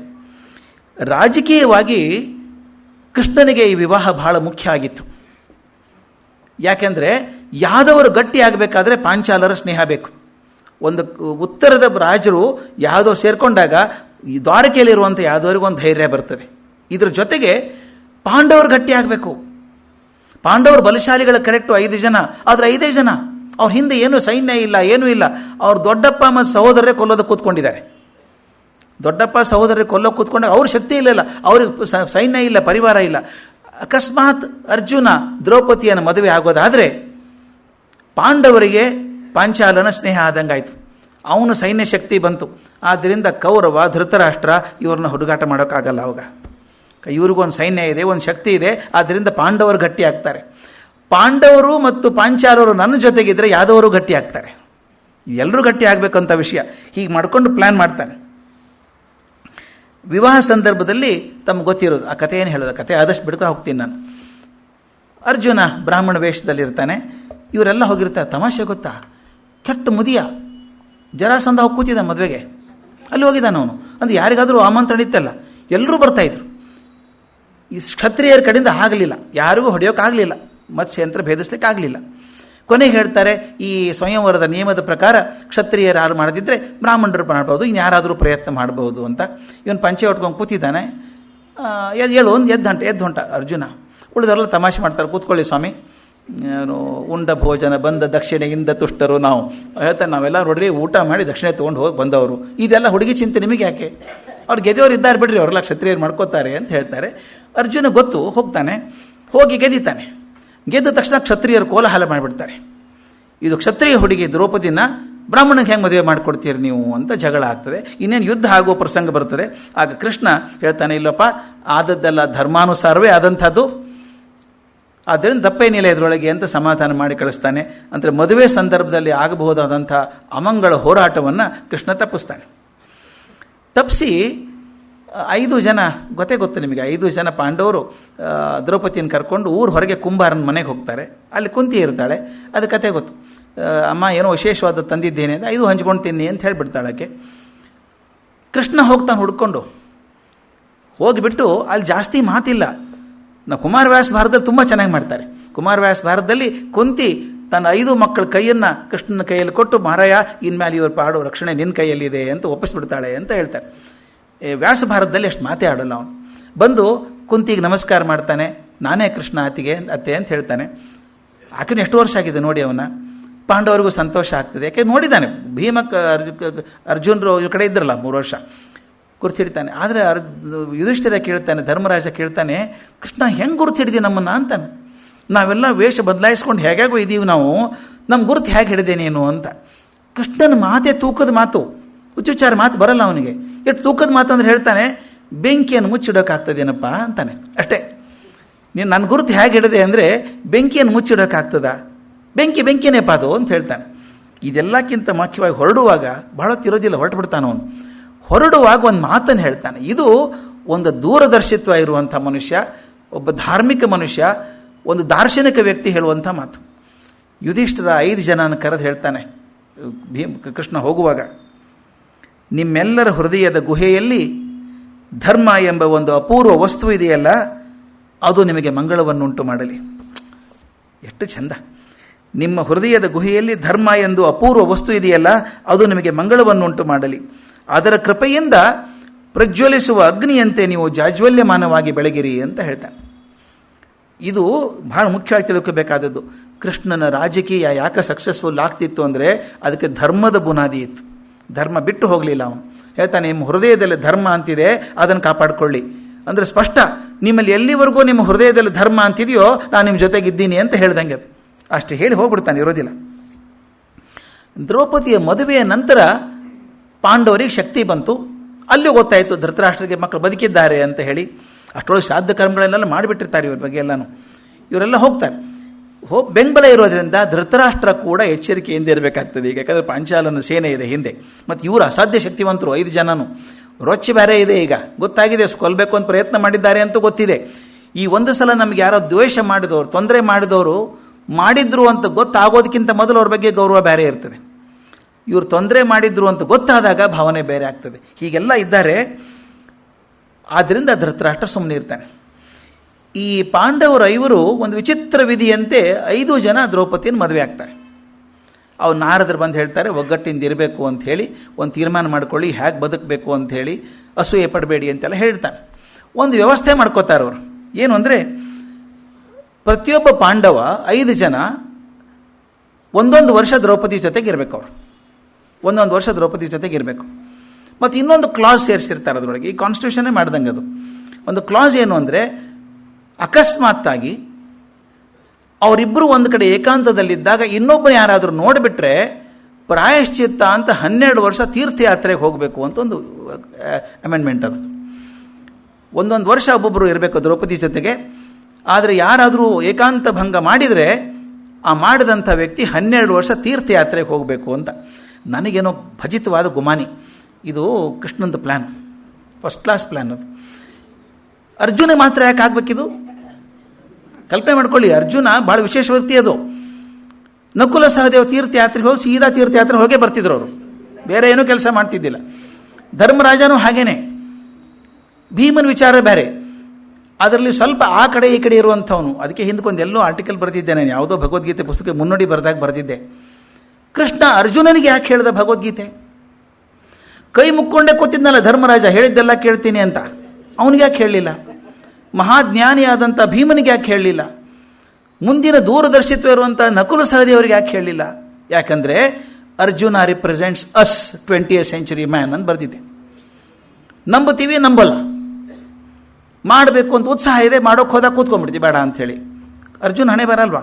13 ವರ್ಷ ಕೂತಿದ್ದಾನೆ, ಯುದ್ಧ ಮಾಡಿಬಿಡ್ತೇನೆ, ಹೊಡೆದು ಹಾಕಿಬಿಡ್ತೇನೆ ಅಂತ. ನಿಂತ್ಕೊಂಡು ಬೇಡಪ್ಪ ಯುದ್ಧನ ಬೇಡ ಅಂತ ಕೂತ್ಕೊಂಡ. ವಿಚಿತ್ರ ಅಲ್ವ ಒಂದು ಪರಿಸ್ಥಿತಿ? ತೀರ್ಥಯಾತ್ರೆಗೆ ಹೋಗೋ ಅಂತ ಹೋದರೆ 3 ಮದುವೆ ಆಗಿ ಬಂದ. ಇದನ್ನು ಗೊತ್ತಿದೆ ಇದು. ಇದಕ್ಕೆ ಅರ್ಜುನ ಹೀಗೆ ಅವನ ಸ್ವಭಾವ ವಿಚಿತ್ರ. ಆದ್ದರಿಂದ ಅವನಿಗೆ ಹೇಳಬೇಕಾದದ್ದು ಇದು. ಪ್ರಸಂಗ ಹೇಗಿದೆ ನೋಡಿ, ಕೇಸ್ ಬಹಳ ಸಣ್ಣದು. ಯಾವನೊಬ್ಬ ಬ್ರಾಹ್ಮಣನ ಆಕಳು ಕಳುವಾಗ್ತವೆ. ಈ ಮಹಾ ದೊಡ್ಡ ಬ್ರಹ್ಮಾಸ್ತ್ರ ಬಿಟ್ಟದ್ದು ಏನೂ ಪ್ರಸಂಗ ಇಲ್ಲ ಇಲ್ಲಿ. ಒಂದು ಬ್ರಾಹ್ಮಣನ ಆಕಳು ಕಳುವಾದ ತಕ್ಷಣ ಬಂದು ಅರ್ಜುನ ಹೇಳ್ತಾನೆ ನೋಡಿ, ಎಲ್ಲ ಬಿಟ್ಟು ಅರ್ಜುನಿಗೆ ಡೈರೆಕ್ಟ್ ಅಲ್ಲೇ ಬರಬೇಕು. ಅವನು ಬಂದು ಹೇಳ್ತಾನೆ, ನಾನು ಆಕಳ ಹುಡುಕಿ ಕೊಡಬೇಕು ಅಂತ. ಹುಡುಕಿ ಬರ್ತೀನಿ ಇರು ಅಂಥೇಳಿ ಬಾಣ ಬಿಲ್ಲು ತೊಗೊಂಬರ್ತೀನಿ ಅಂತ ಹೋಗ್ತಾನೆ. ಆ ಬಾಣ ಬಿಲ್ಲು ಎಲ್ಲಿದ್ದು ಅಂದರೆ ಶಯ್ಯಾಗ್ರಹದಲ್ಲಿ ಬಾಣ ಬಿಲ್ಲು ಇದ್ದು ಅಂತೆ. ಅಥವಾ ಆಯುಧಾಗಾರ ಅಂತಿರ್ತದಲ್ಲ, ಬಾಣ ಬಿಲ್ಲು ಇಡುವಂಥ ಜಾಗ, ಅಲ್ಲಿ ಧರ್ಮರಾಜ ಮತ್ತು ದ್ರೌಪದಿ ಇದ್ದರು. ಈ ಪ್ರಶ್ನೆ ಬರೋದಿಷ್ಟು, ಶಯ್ಯಾಗಾರದಲ್ಲಿ ಆಯುಧಗಳು ಯಾಕೆ ಅಂತ ಒಂದು ಪ್ರಶ್ನೆ. ಆದರೆ ಆಯುಧಾಗಾರದಲ್ಲಿ ಯಾಕೆ ಕೊಡ್ಬೇಕು ಇವರು? ಈ ಪ್ರಶ್ನೆ. ಇದೆಲ್ಲ ಪ್ರಶ್ನೆ ವಿಚಿತ್ರ ಬರ್ತದೆ. ಇದು ಹಿಂದೆ ಒಂದು ಪ್ಲ್ಯಾನ್ ಇದೆ. ಅದು ಇಸ್ ಎ ಡಿವೈನ್ ಡಿಸೈನ್, ಅದು ದೊಡ್ಡ ಡಿಸೈನ್. ಅದು ಅರ್ಜುನನಿಗೆ ಹೋಗಬೇಕಾಗಿದೆ ಹೊರಗಡೆ. ಈಗ ಇದು ಕೃಷ್ಣನ ಪ್ಲ್ಯಾನ್ ಹೇಗಿದೆ ಅಂದರೆ, ಮಹಾರಾಯ ಇಲ್ಲೇ ಕೂತ್ಕೋಬೇಡ ನೀನು, ನಾಳೆ ಚಕ್ರವರ್ತಿಗಳಾಗಬೇಕಾದವ್ರು ನೀವು. 10 ಜನ ಸಂಪಾದನೆ ಮಾಡ್ಕೋಬೇಕು, 10 ರಾಜರ ಜೊತೆಗೆ ಸಂಬಂಧ ಬೆಳೆಸ್ಕೋಬೇಕು, ಗಟ್ಟಿಯಾಗಬೇಕು, ನೀನು ಬೇಸ್ ವೈಡ್ ಮಾಡ್ಕೋಬೇಕು. ನಿಮ್ಮ ಬೇಸ್ ವೈಡ್ ಆಗದೊರ್ತು ನೀನು ಚಕ್ರವರ್ತಿ ಆಗೋಕ್ಕೆ ಸಾಧ್ಯ ಇಲ್ಲ ಅಂತ ಅರ್ಜುನ ಹೊರಟ. 12 ವರ್ಷ ಹೋದವನು. ಎಲ್ಲಿ ಹೋದವನು? ತೀರ್ಥಯಾತ್ರೆಗೆ ಹೋದವನು. ಮೊದಲು ನಾಗಕನ್ಯೆ ಉಲೂಪಿಯನ್ನು ಮದುವೆ ಆದ, ಅಲ್ಲೊಂದು 2 ವರ್ಷ ಇದ್ದ. ಮಣಿಪುರಕ್ಕೆ ಹೋದ, ಅಲ್ಲಿ ರಾಜಕುಮಾರಿ ಚಿತ್ರಾಂಗದೆಯನ್ನು ಮದುವೆ ಆದ, ಅಲ್ಲೊಂದು 2-3 ವರ್ಷ ಇದ್ದ. ಹೀಗೆ ತಿರುಗಾಡಿ ಸ್ವಲ್ಪ ದೇವಸ್ಥಾನಕ್ಕೆ ಹೋಗಿರ್ಬೇಕು, ಆ ಕಡೆ ಈ ಕಡೆ ಎಲ್ಲ ಮುಗಿಸ್ಕೊಂಡು ಕೊನೆಗೆ 12 ವರ್ಷ ಮುಗಿಯೋ ಹೊತ್ತಿಗೆ ಎಲ್ಲಿ ಬಂದ? ಪ್ರಭಾಸ ತೀರ್ಥಕ್ಕೆ ಬಂದ, ದ್ವಾರಕೆಗೆ ಬಂದ. ಫೈನಲ್ ಡೆಸ್ಟಿನೇಷನ್ ಅದು. ಸನ್ಯಾಸಿ ವೇಷದಲ್ಲಿದ್ದಾನೆ. ಕೃಷ್ಣನ ತಂಗಿ ಸುಭದ್ರೆಯನ್ನು ನೋಡಿದ. ಸನ್ಯಾಸಿ ಮನಸ್ಸು ಚಂಚಲಾಯಿತು. ಅದನ್ನು ಅರ್ಜುನ ಕೃಷ್ಣ ಗಮನಿಸಿದ. ಅವನು ಗಮನಿಸದೇ ಇರುವಂಥ ವಿಷಯನೇ ಇಲ್ಲ. ಅವನು ಗೊತ್ತಿಲ್ಲ ಬರ್ತಾನೆ ಅವನು ಅಂತ ಕೂಡ ಗೊತ್ತು ಅವನಿಗೆ. ಬಂದ, ಅರಮನೆ ಕರ್ಕೊಂಬಂದ. ಅದು ಹೆಂಗೆ ಪ್ಲ್ಯಾನು ನೋಡಿ, ಎಷ್ಟು ಚಂದ. ತನ್ನ ಮೈ ಮೇಲೆ ಯಾವುದು ಹಾಕ್ಕೊಳ್ಳಲ್ಲ ಅವನು. ಬಲರಾಮ ಹೇಳ್ತಾನೆ, ಮಹಾ ಸನ್ಯಾಸಿಗಳು ಬಂದಿದ್ದಾರಂತೆ, ಬಹಳ ದೊಡ್ಡವರು, ಹೋಗು ಅಂತ. ಬಲರಾಮ ಹುಂಬುಗತಿಗೆ ಅಂತಲ್ಲ, ಹುಂಬುತನ ನಂಬ್ಕೊಂಡ್ಬಿಡ್ತು. ಹೋದರು, ಭಾಳ ದೊಡ್ಡ ಸನ್ಯಾಸಿ ಇವನು, ಹಾಗೆ ಹೇಗೆ ಅಂತ ಕರ್ಕೊಂಬರ್ಬೇಕು ಅಂತ. ಕೃಷ್ಣ ಹೇಳ್ತಾನೆ, ಬೇಡ, ಅವನು ತರುಣ ಸನ್ಯಾಸಿ, ಕರ್ಕೊಂಬರ್ಬೇಡ, ಅವನು ಯಾವನೋ ಇವನೇ ಬೇಡ ಅನ್ನೋದು ಮೊದಲು. ನಿನಗೆ ಗೊತ್ತಿಲ್ಲ ಅವನು. ಬಲರಾಮ ಒಂದು ಭಾಳ ಚಂದ ಹೇಳ್ತಾರೆ ಇದರಲ್ಲಿ ಒಂದು ಮಾತು ಬರೋದು. ಬಲರಾಮ ಕೃಷ್ಣಾವತಾರದಲ್ಲಿ ಅಣ್ಣ ಆದ ಬಲರಾಮ. ಇವನು ರಾಮಾವತಾರದಲ್ಲಿ ಲಕ್ಷ್ಮಣನಾಗಿದ್ದವನು. ಅದೊಂದು ಭಾಳ ವಿಕ್ಯುಲಿಯರ್ ಥಿಯರಿ ಇದೆ ಅದು. ರಾಮಾವತಾರದಲ್ಲಿ ಲಕ್ಷ್ಮಣ ಸೇವೆ ಮಾಡಿದಷ್ಟು ಯಾರೂ ಮಾಡಲಿಲ್ಲ ರಾಮನಿಗೆ, ಅಷ್ಟು ಸೇವೆ ಮಾಡಿದ. ರಾಮ ಹೆಂಡ್ತಿನ ಕರ್ಕೊಂಡು ಹೋದ ವನವಾಸಕ್ಕೆ. ಇವನು ಅದೇ ದಿವಸ ಮದುವೆ ಆದವನು, ಹೆಂಡ್ತಿನ ಬಿಟ್ಟು ಹೋದ, 14 ವರ್ಷ ಜೊತೆಗಿದ್ದ. ಏನು ಕೆಲಸ ಮಾಡೋದು, ರಾಮನು ಏನು ಅಪೇಕ್ಷೆ ಮಾಡ್ತಾನೆ ಮನಸ್ಸಲ್ಲಿ ಬಂದ ತಕ್ಷಣ ಮಾಡಬೇಕು ಲಕ್ಷ್ಮಣ. ಆ ಥರ ಸೇವೆ ಮಾಡಿದಂಥವನು. ಕೊನೆಗೆ ವಾಪಸ್ ಬಂದು ಅಯೋಧ್ಯೆಗೆ ಬಂದು ರಾಮ ಚಕ್ರವರ್ತಿ ಆದರೆ ಇವನು 2ನೇ ಯುವರಾಜ ಆಗಬೇಕಲ್ವ, ಲಕ್ಷ್ಮಣ ಅಂದ್ರೆ ಯುವರಾಜ ಆಗಬೇಕಲ್ಲ. ಏನು ಹೇಳ್ತಾನೆ ರಾಮನಿಗೆ, ಮಹಾರಾಯ ಯುವರಾಜ ಪಟ್ಟ ಬೇಡ ನನಗೆ, ನಿನ್ನ ಪಾದದಡಿ ಕೂತ್ಕೊಂಡು ನಿನ್ನ ಮುಖ ನೋಡೋ ಅವಕಾಶ ಕೊಟ್ಟರೆ ಸಾಕು, ನೀನು ಏನು ಹೇಳ್ತೀವಿ ಆ ಕೆಲಸ ಮಾಡ್ಕೊಂಡಿರ್ತೀನಿ, ನಾನು ಬೇರೆ ಯಾವುದೂ ಬೇಡ ಅಂತ ಎಲ್ಲವನ್ನು ಬಿಟ್ಟು ಸೇವೆ ಮಾಡಿದವನು. ಅವನು ಎಷ್ಟು ಸೇವೆ ಮಾಡಿದ ಅಂದರೆ ಅವನು ಕೋಟ ಏನಿತ್ತು ದಾಟಿಬಿಟ್ಟ ಅಂತವನು. ಒಂದು ಲಿಮಿಟ್ ಇರುತ್ತೆ, ಎಲಿಜಿಬಿಲಿಟಿ ಲಿಮಿಟ್ ಅಂತ ಇರ್ತದೆ. ಎಷ್ಟು ಸೇವೆ ಮಾಡಿದ ಅಂದರೆ ಮಿತಿ ದಾಟಿ ಸೇವೆ ಮಾಡಿದ್ದಂತೆ. ಯಾಕಂದ್ರೆ ಕಮ್ಮಿ ಮಾಡಬೇಕಲ್ಲ, ಪುಣ್ಯ ಜಾಸ್ತಿ ಮಾಡ್ಕೊಂಬಿಟ್ಟಿದ್ದಾನೆ ಅವನು. ಕಮ್ಮಿ ಮಾಡ್ಬೇಕಾದ್ರೆ ಏನು ಮಾಡಬೇಕು, ಮುಂದಿನ ಜನ್ಮದಲ್ಲಿ ಅಣ್ಣಾಗಿ ಹುಟ್ಟಿಬಿಡು ಅಂತ. ಅಣ್ಣ ಅಂತ ಒಂದು ಅಹಂಕಾರ ಇರ್ತದೆ, ಸುಮ್ಮನೆ ಕುತ್ಕೊಳ್ಳೋ ಸಣ್ಣವನು ನೀನು ಅಂತ ಬೇಕಾದಷ್ಟು ಸಲ ಕೃಷ್ಣನ ಬೈದಿದ್ದಾನೆ, ತೀಡಿದ್ದಾನೆ, ಕಾಡಿದ್ದಾನೆ. ಅದರಿಂದಾಗಿ ಅವನ ಪುಣ್ಯ ಕಮ್ಮಿಯಾಗಿ ಸರಿ ಆಯಿತು, ಲೆವೆಲ್ ಆಯಿತು ಅಂತ ಹೇಳ್ತಾರೆ. ಅಂದರೆ ಬಲರಾಮನ ಕಳಿಸಿದ, ನೀವು ಹೋಗು ಅಂತ. ಬಲರಾಮ್ ಹೋಗಿ ಬಲಿ ಬಿದ್ದುಬಿಟ್ಟು ದೊಡ್ಡ ಕರ್ಕೊಂಬರ್ಬೇಕು ಅಂತ. ಬೇಡ, ಮೋಸ ಆಗ್ತದೆ, ಏನಾಗೋದಿಲ್ಲ, ನಾನು ನೋಡ್ಕೋತೀನಿ ಅಂತ ಕರ್ಕೊಂಬಂದ. ಬರಬೇಕಾಗಿತ್ತು ಇವನಿಗೇನೆ. ಬಂದು ತಾನೇ ಮದುವೆ ಮಾಡಿ ಕಳಿಸ್ತಾನೆ, ಎತ್ಕೊಂಡು ಹೋಗೋಕೆ ಅಂತ ಹೇಳ್ತಾನೆ. ಬಲರಾಮಗೆ ಸಮಾಧಾನ ಮಾಡ್ತಾನೆ, ನಿನಗೆ ಗೊತ್ತಿಲ್ಲ ಸುಮ್ಮನಿರು. ಅವನು ಬಲರಾಮನ ಮನಸ್ಸಲ್ಲಿ ಏನಿತ್ತು, ದುರ್ಯೋಧನನ ಕೊಡಬೇಕು ಅಂತಿತ್ತು. ಸುಭದ್ರೆಯನ್ನ ದುರ್ಯೋಧನಿಗೆ ಮದುವೆ ಮಾಡಿಕೊಡ್ಬೇಕು ಅಂತ. ಇವನು ಗೊತ್ತು ದುರ್ಯೋಧನ ಲಕ್ಷಣ ಏನು ಅಂತ ಗೊತ್ತು. ದುರ್ಯೋಧನನಿಗೆ ಬಗ್ಗೆ ವಿಶೇಷ ಪ್ರೀತಿ ಅಭಿಮಾನ ಇವನಿಗೆ ಬಲರಾಮನಿಗೆ. ಯಾಕಂದರೆ ಅವನು ಗದಾಯುದ್ಧ ಪ್ರವೀಣ, ಅವನಿಗೂ ಕಲಿಸಿದ್ದಾನೆ ಸ್ವಲ್ಪ. ಈ ನಮ್ಮ ಟ್ಯೂಷನ್ ಮಾಸ್ಟರ್ಗೆ ಸ್ವಲ್ಪ ಹುಚ್ಚಿರ್ತ, ನಮ್ಮ ಹುಡುಗ ಅಂತ ಒಂದಿರ್ತದೆ. ಅದು ನಮ್ಮ ಹುಡುಗ ಅಂತಿತ್ತು. ಮಾಡಿಕೊಡ್ಲಿಲ್ಲ ಅವನ ಕೊನೆಗೆ. ನೋಡಿ, ಮಾಡಿಕೊಟ್ಟದನ್ನದು ಏನಾಯಿತು ಸುಭದ್ರೆಯಿಂದ. ಮೊದಲು ಯಾದವರು ಮತ್ತು ಪಾಂಡವರು ನಡೆಯುವಂಥ ಸ್ನೇಹ ಈಗ ಸಂಬಂಧ ಆಗಿ ಗಟ್ಟಿಯಾಯಿತು, ಇನ್ನೂ ಗಟ್ಟಿಯಾಯಿತು. ಈಗ ಯಾದವರ ಸೇನೆ ಪಾಂಡವರ ಹಿಂದೆ ನಿಂತ್ಕೊಳ್ತು, ಗಟ್ಟಿಯಾಯಿತು. ಮತ್ತು ಇನ್ನೊಂದು ವ್ಯವಹಾರ ಗೊತ್ತಿರಬೇಕು ನಿಮಗೆ. ಕೃಷ್ಣನ ಮಗ ಸಾಂಬ ದುರ್ಯೋಧನನ ಮಗಳನ್ನು ಮದುವೆ ಆಗಿದ್ದಾನೆ, ಲಕ್ಷಣೆಯನ್ನು. ಎಷ್ಟು ಹೇಗಿದೆ ನೋಡಿ, 2 ಕಡೆಗೂ ಬ್ಯಾಲೆನ್ಸ್ ಇದೆ ಅಲ್ಲಿ. ದುರ್ಯೋಧನ ಕೂಡ ಬೀಗ ಆಗಬೇಕು ಕೃಷ್ಣನಿಗೆ, ಅವನ ಮಗಳನ್ನೇ ತನ್ನ ಮಗನಿಗೆ ತೊಗೊಂಡಿದ್ದಾನೆ ಸಾಂಬನಿಗೆ. ಇಲ್ಲಿ ತಂಗಿಯನ್ನು ಅರ್ಜುನನಿಗೆ ಕೊಡ್ತಾನೆ. ಕೌರವ ಪಾಂಡು ಇಬ್ಬರ ಕಡೆನೂ ಸಂಬಂಧ ಬೆಳೆಸಿದ್ದಾನೆ, ಗಟ್ಟಿ ಇದೆ ಅದು. ಹೀಗೆ ಮಾಡಿಕೊಂಡು ಗಟ್ಟಿ ಮಾಡಿ ಸಂತೈಸಿದ. ಮುಂದೆ ಪಾಂಡವಿನ ಮಕ್ಕಳು ನನ್ನ ಮಕ್ಕಳು ಇಬ್ಬರು ಕೂಡಿ ಇರೋಕ್ಕಾಗೋಲ್ಲ ಅಂತ ಯಾವಾಗ ಧೃತರಾಷ್ಟ್ರನಿಗೆ ಗೊತ್ತಾಯಿತೋ, ಇದು ಪಾಲು ಮಾಡೋದು ಒಳ್ಳೆಯದು ಅಂದ. 2 ಭಾಗ ಮಾಡಿ ಅರ್ಧ ರಾಜ್ಯವನ್ನು ಕೊಟ್ಟು, ನನ್ನ ದುರ್ಯೋಧನ ನನ್ನ ಜೊತೆಗೆ ಇರಲಿ ಹಸ್ತಿನಾವತಿಯಲ್ಲಿ, ನೀನು ಬೇರೆ ರಾಜ್ಯ ಕಟ್ಕೊಳ್ಳಪ್ಪ ಅಂತ ಹೇಳಿ ದೂರದಲ್ಲಿರುವಂಥ ಖಾಂಡವ ಪ್ರಸ್ಥಕ್ಕೆ ಕಳಿಸಿದ. ಖಾಂಡವ ಪ್ರಸ್ಥ ಮುಂದೆ ಇಂದ್ರಪ್ರಸ್ಥ ಆಯಿತು. ಖಾಂಡವ ಪ್ರಸ್ಥಕ್ಕೆ ಕಳಿಸ್ಬಿಟ್ಟ. ಅದು ತುಂಬ ದೂರ ಇರುವಂಥದ್ದು, ಈ ಕುರುಚಕ್ರವರ್ತಿಯ ಸಾಮ್ರಾಜ್ಯದ ತುದಿಗಿರುವಂಥದ್ದು. ಅಲ್ಲಿ ಬರಡು ಭೂಮಿ ಅದು. ಆ ಬರಡು ಭೂಮಿಯಲ್ಲಿ ಕಟ್ಟಬೇಕು. ಹೇಗೆ ಕಟ್ಟೋದು ಇದು ನೋಡಿ, ಧರ್ಮರಾಜನ ಚಿಂತೆ. ನಾವು ದೂರ ಬಂದಿದ್ದೀವಿ, ರಾಜ್ಯ ಕಟ್ಟೋದು ಹೇಗೆ, ಎಷ್ಟು ವರ್ಷ ಆಗ್ತದೋ ಏನಾಗ್ತದೋ ಅಂತ. ಕೃಷ್ಣನ ಮನಸ್ಸು ಹೆಂಗೆ ತುಡಿತದೆ ಅಂತ. ಆಗೆಲ್ಲ ಕಾಡುಗಳು, ಸಿಕ್ಕಾಪಟ್ಟೆ ದೊಡ್ಡ ದೊಡ್ಡ ಕಾಡುಗಳಿರ್ತಿದ್ದು, ನಡು ರಾಜ್ಯಗಳು, ಬಯಲು ಪ್ರದೇಶದಲ್ಲಿ ರಾಜ್ಯಗಳು. ಆ ಕಾಡುಗಳೇ ಬೌಂಡ್ರಿ ಆಗಿರುವಂಥದ್ದು, ಹೀಗಿರುವಂಥದ್ದು. ಇದು ಖಾಂಡವ ವನ ಅನ್ನುವಂಥದ್ದು ವನ ಇತ್ತು. ಇದಕ್ಕೆ ಹೊಂದ್ಕೊಂಡಂಥದ್ದು. ಕೃಷ್ಣ ಪ್ಲ್ಯಾನ್ ಮಾಡಿದ, ಇಂದ್ರಪ್ರಸ್ಥ ದೊಡ್ಡದಾಗಬೇಕಾದ್ರೆ, ನಗರ ಬೆಳಿಬೇಕಾದ್ರೆ ಕಾಡು ಹೋಗಬೇಕು, ಆಗ ಸುಡಬೇಕು. ಯಾಕೊಂದು ಕತೆ. ಅಗ್ನಿ ಬಂದ ಒಂದು ದಿವಸ, ಇಬ್ಬರು ಹೋದಾಗ, ಸುಭದ್ರೆ ಮದುವೆ ಆದಮೇಲೆ ಸಂತೋಷ ಕೂಟದಲ್ಲಿ ಹೋಗಿದ್ದಾರೆ ಇವರು. ಅಗ್ನಿ ಬಂದು ಬ್ರಾಹ್ಮಣ ವೇಷದಲ್ಲಿ ಬರ್ತಾನೆ. ನಾನು ತುಂಬ ಹಸಿವೆ ಆಗಿದೆ ಅಂತಾನೆ. ನಿನಗೇನು ಬೇಕು ಅಂತ ಕೇಳ್ತಾನೆ. ನನಗೆ ಖಾಂಡವನ ಬೇಕು ಅಂತ. ಅಲ್ಲ, ಯಾಕೆ ಖಾಂಡವನ ಕೇಳೋ, ನೀನು ಯಾರು ಅಂತ. ನಾನು ಅಗ್ನಿ ಅಂತ ಹೇಳ್ಕೊತಾನೆ. ನನಗೆ ಅಗ್ನಿ ತುಂಬ ಹಸಿವೆ ಆಗಿದೆ, ಇಡೀ ಖಾಂಡವನವನ್ನು ತಿನ್ನಬೇಕು ಅಂತ ಆಸೆ ಆಗಿದೆ ನನಗೆ. ಆದರೆ ಇದು ಒಂದು ಪ್ರಾಣಿಯನ್ನು ತಪ್ಪಿಸ್ಕೊಂಡು ಹೋಗಬಾರ್ದು ಇದರೊಳಗಿಂದ. ಆದರೆ ಏನಾಗಿದೆ, ತಕ್ಷಕ ಇದ್ದಾನಲ್ಲ ರಾಜ, ನಾಗರಾಜ, ಅವನು ಸ್ನೇಹಿತ ಇಂದ್ರ. ಸ್ನೇಹಿತ ಆದ್ದರಿಂದ ನಾನು ಏನಾದರೂ ಮಾಡೋಕ್ಕೆ ಹೋದರೆ ಮಳೆ ಕರೆದು ಆರಿಸ್ಬಿಡ್ತಾನೆ ನನ್ನ. ಅವನು ರಕ್ಷಣೆ ಮಾಡ್ತಾನೆ. ಆದ್ದರಿಂದ ನನಗೆ ಹೇಗಾದರೂ ಮಾಡಿ ಇಂದ್ರನ ದೂರ ಇಟ್ಟು ರಕ್ಷಣೆ ಕೊಟ್ಟು ನನಗೆ ತಿನ್ನೋಕೆ ಅವಕಾಶ ಕೊಡ್ತೀರಾ ಇದನ್ನು ಅಂತ ಕೇಳ್ತಾನೆ. ಆಗಲಿ ಅಂತಾನೆ ಕೃಷ್ಣ. ನೋಡಿ, ಹೇಗಿದ್ದರೂ ಇವ್ರದ್ದು ರಾಜ್ಯ ವಿಸ್ತಾರ ಮಾಡಬೇಕಾಗಿದೆ, ಕಾಡು ಹೋಗಬೇಕು, ರಾಜ್ಯ ಬೆಳಿಬೇಕಾದ್ರೆ ಆಯಿತು ಕೊಡ್ತೀನಿ ಅಂತಾನೆ. ಆಗ ಅಗ್ನಿ ಅರ್ಜುನನಿಗೆ ಗಾಂಡೀವ ಧನಸ್ಸು ಕೊಡ್ತಾನೆ. ಅದರ ಜೊತೆಗೆ ಅಕ್ಷಯ ಬತ್ತಳಿಕೆ ಕೊಡ್ತಾನೆ. 2 ಅಕ್ಷಯ ಬತ್ತಳಿಕೆಗಳು, ಅಂದರೆ ಬಾಣ ಮುಗಿಯೋದೇ ಇಲ್ಲ ಅದರೊಳಗಿಂದು ಅಂತಹ ಬತ್ತಳಿಕೆಗಳನ್ನು ಕೊಡ್ತಾನೆ. ಆಮೇಲೆ ಒಂದು ಗಾಳಿಯಲ್ಲಿ ಹೋಗುವಂಥದ್ದು ದೈವಿ ರಥವನ್ನು ಕೊಡ್ತಾನೆ. ಕೃಷ್ಣನಿಗೆ ಸುದರ್ಶನ ಚಕ್ರ ಮತ್ತು ಕೌಮೋದಿಕಿ ಗದೆಯನ್ನು ಕೊಡ್ತಾನೆ. ಅದನ್ನು ತೊಗೊಂಡು ಇಬ್ಬರು ರಕ್ಷಣೆ ಮಾಡ್ತಾರೆ. ಇಂದ್ರ ತಕ್ಷಕ ಇರೋದಿಲ್ಲ ಅವಾಗ ಕಾಡಲ್ಲಿ, ಅವನು ಪಾರಾಗಿದ್ದಾನೆ. ಜೋರಾಗಿ ಬೆಂಕಿ ಹತ್ಕೊಂಡು ಕೆನ್ನಾಲಿಗೆ ಉರಿತದೆ. ಸರ ಸಿಮಿ ಅಂತ ಎಲ್ಲ ಇಡೀ ಕಾಡು ಉರಿದು ಹೋಗ್ತದೆ. ಒಳಗಿನ ಪ್ರಾಣಿಗಳು ಸತ್ತು ಹೋಗ್ತವೆ. ಅಲ್ಲಿ ಪ್ರಾಣಿಗಳ ಜೊತೆಗೆ ಮನುಷ್ಯರಿದ್ದರು, ಕಾಡು ಜನರಿದ್ದರು, ಅವರೆಲ್ಲ ಸತ್ತು ಹೋಗ್ತಾರೆ, ಯಾರೂ ಹೊರಗೆ ಬರಲ್ಲ. ಅದನ್ನು ಇರಾವತಿ ಕರ್ವೆಯವರ ಯುಗ ಅಂತ ನೋಡಬೇಕು. ಅದರೊಳಗೆ ಈ ಖಾಂಡವನದ ಬಗ್ಗೆ ದೊಡ್ಡದೊಂದು ಥೀಸಿಸ್ ಬರೆದಿದ್ದಾರೆ ಅವ್ರದ ಮೇಲೆ. ಎಷ್ಟು ಅನ್ಯಾಯ ಹೋಯ್ತು ಜನರಿಗೆ. ಆವಾಗ ಈ ನಾಗರು ಅಂತ ಕರಿತೇವೆ, ನಾಗರ ಹಾವಲ್ಲ ಅವು, ನಾಗ ಜನಾಂಗ. ಒಂದು ಕತೆ ಬರ್ತದೆ, ಅಲ್ಲೊಬ್ಬ ಗುಬ್ಬಚ್ಚಿ ಇದ್ಲು, ಆಕೆ ಬಸುರಾಗಿ ಮಗನ ಹಡಿದ್ಲು, ಇಬ್ಬರು ಮಕ್ಕಳನ್ನ ಹಡಿದ್ಲು ಅಂತ ಬರ್ತದೆ. ಆ ಗುಬ್ಬಚ್ಚಿ ಅನ್ನೋದು ಪಕ್ಷಿ ಅಲ್ಲ, ಅದೊಂದು ಜನಾಂಗ. ಹಾಗೆ ಬೇರೆ ಬೇರೆ ಜನಾಂಗಗಳಿತ್ತು, ಅವರೆಲ್ಲ ಸಿಕ್ಕ ಸತ್ತು ಹೋದ್ರಲ್ಲ. ಅವಾಗ ಅದನ್ನು ಬಿಡಲಿಲ್ಲ, ಕೃಷ್ಣ ಬಿಡಲಿಲ್ಲ, ಹೊರಗೆ ಹೋಗ್ಲಿಕ್ಕೆ ಬಿಡಲಿಲ್ಲ ಯಾರನ್ನೂ.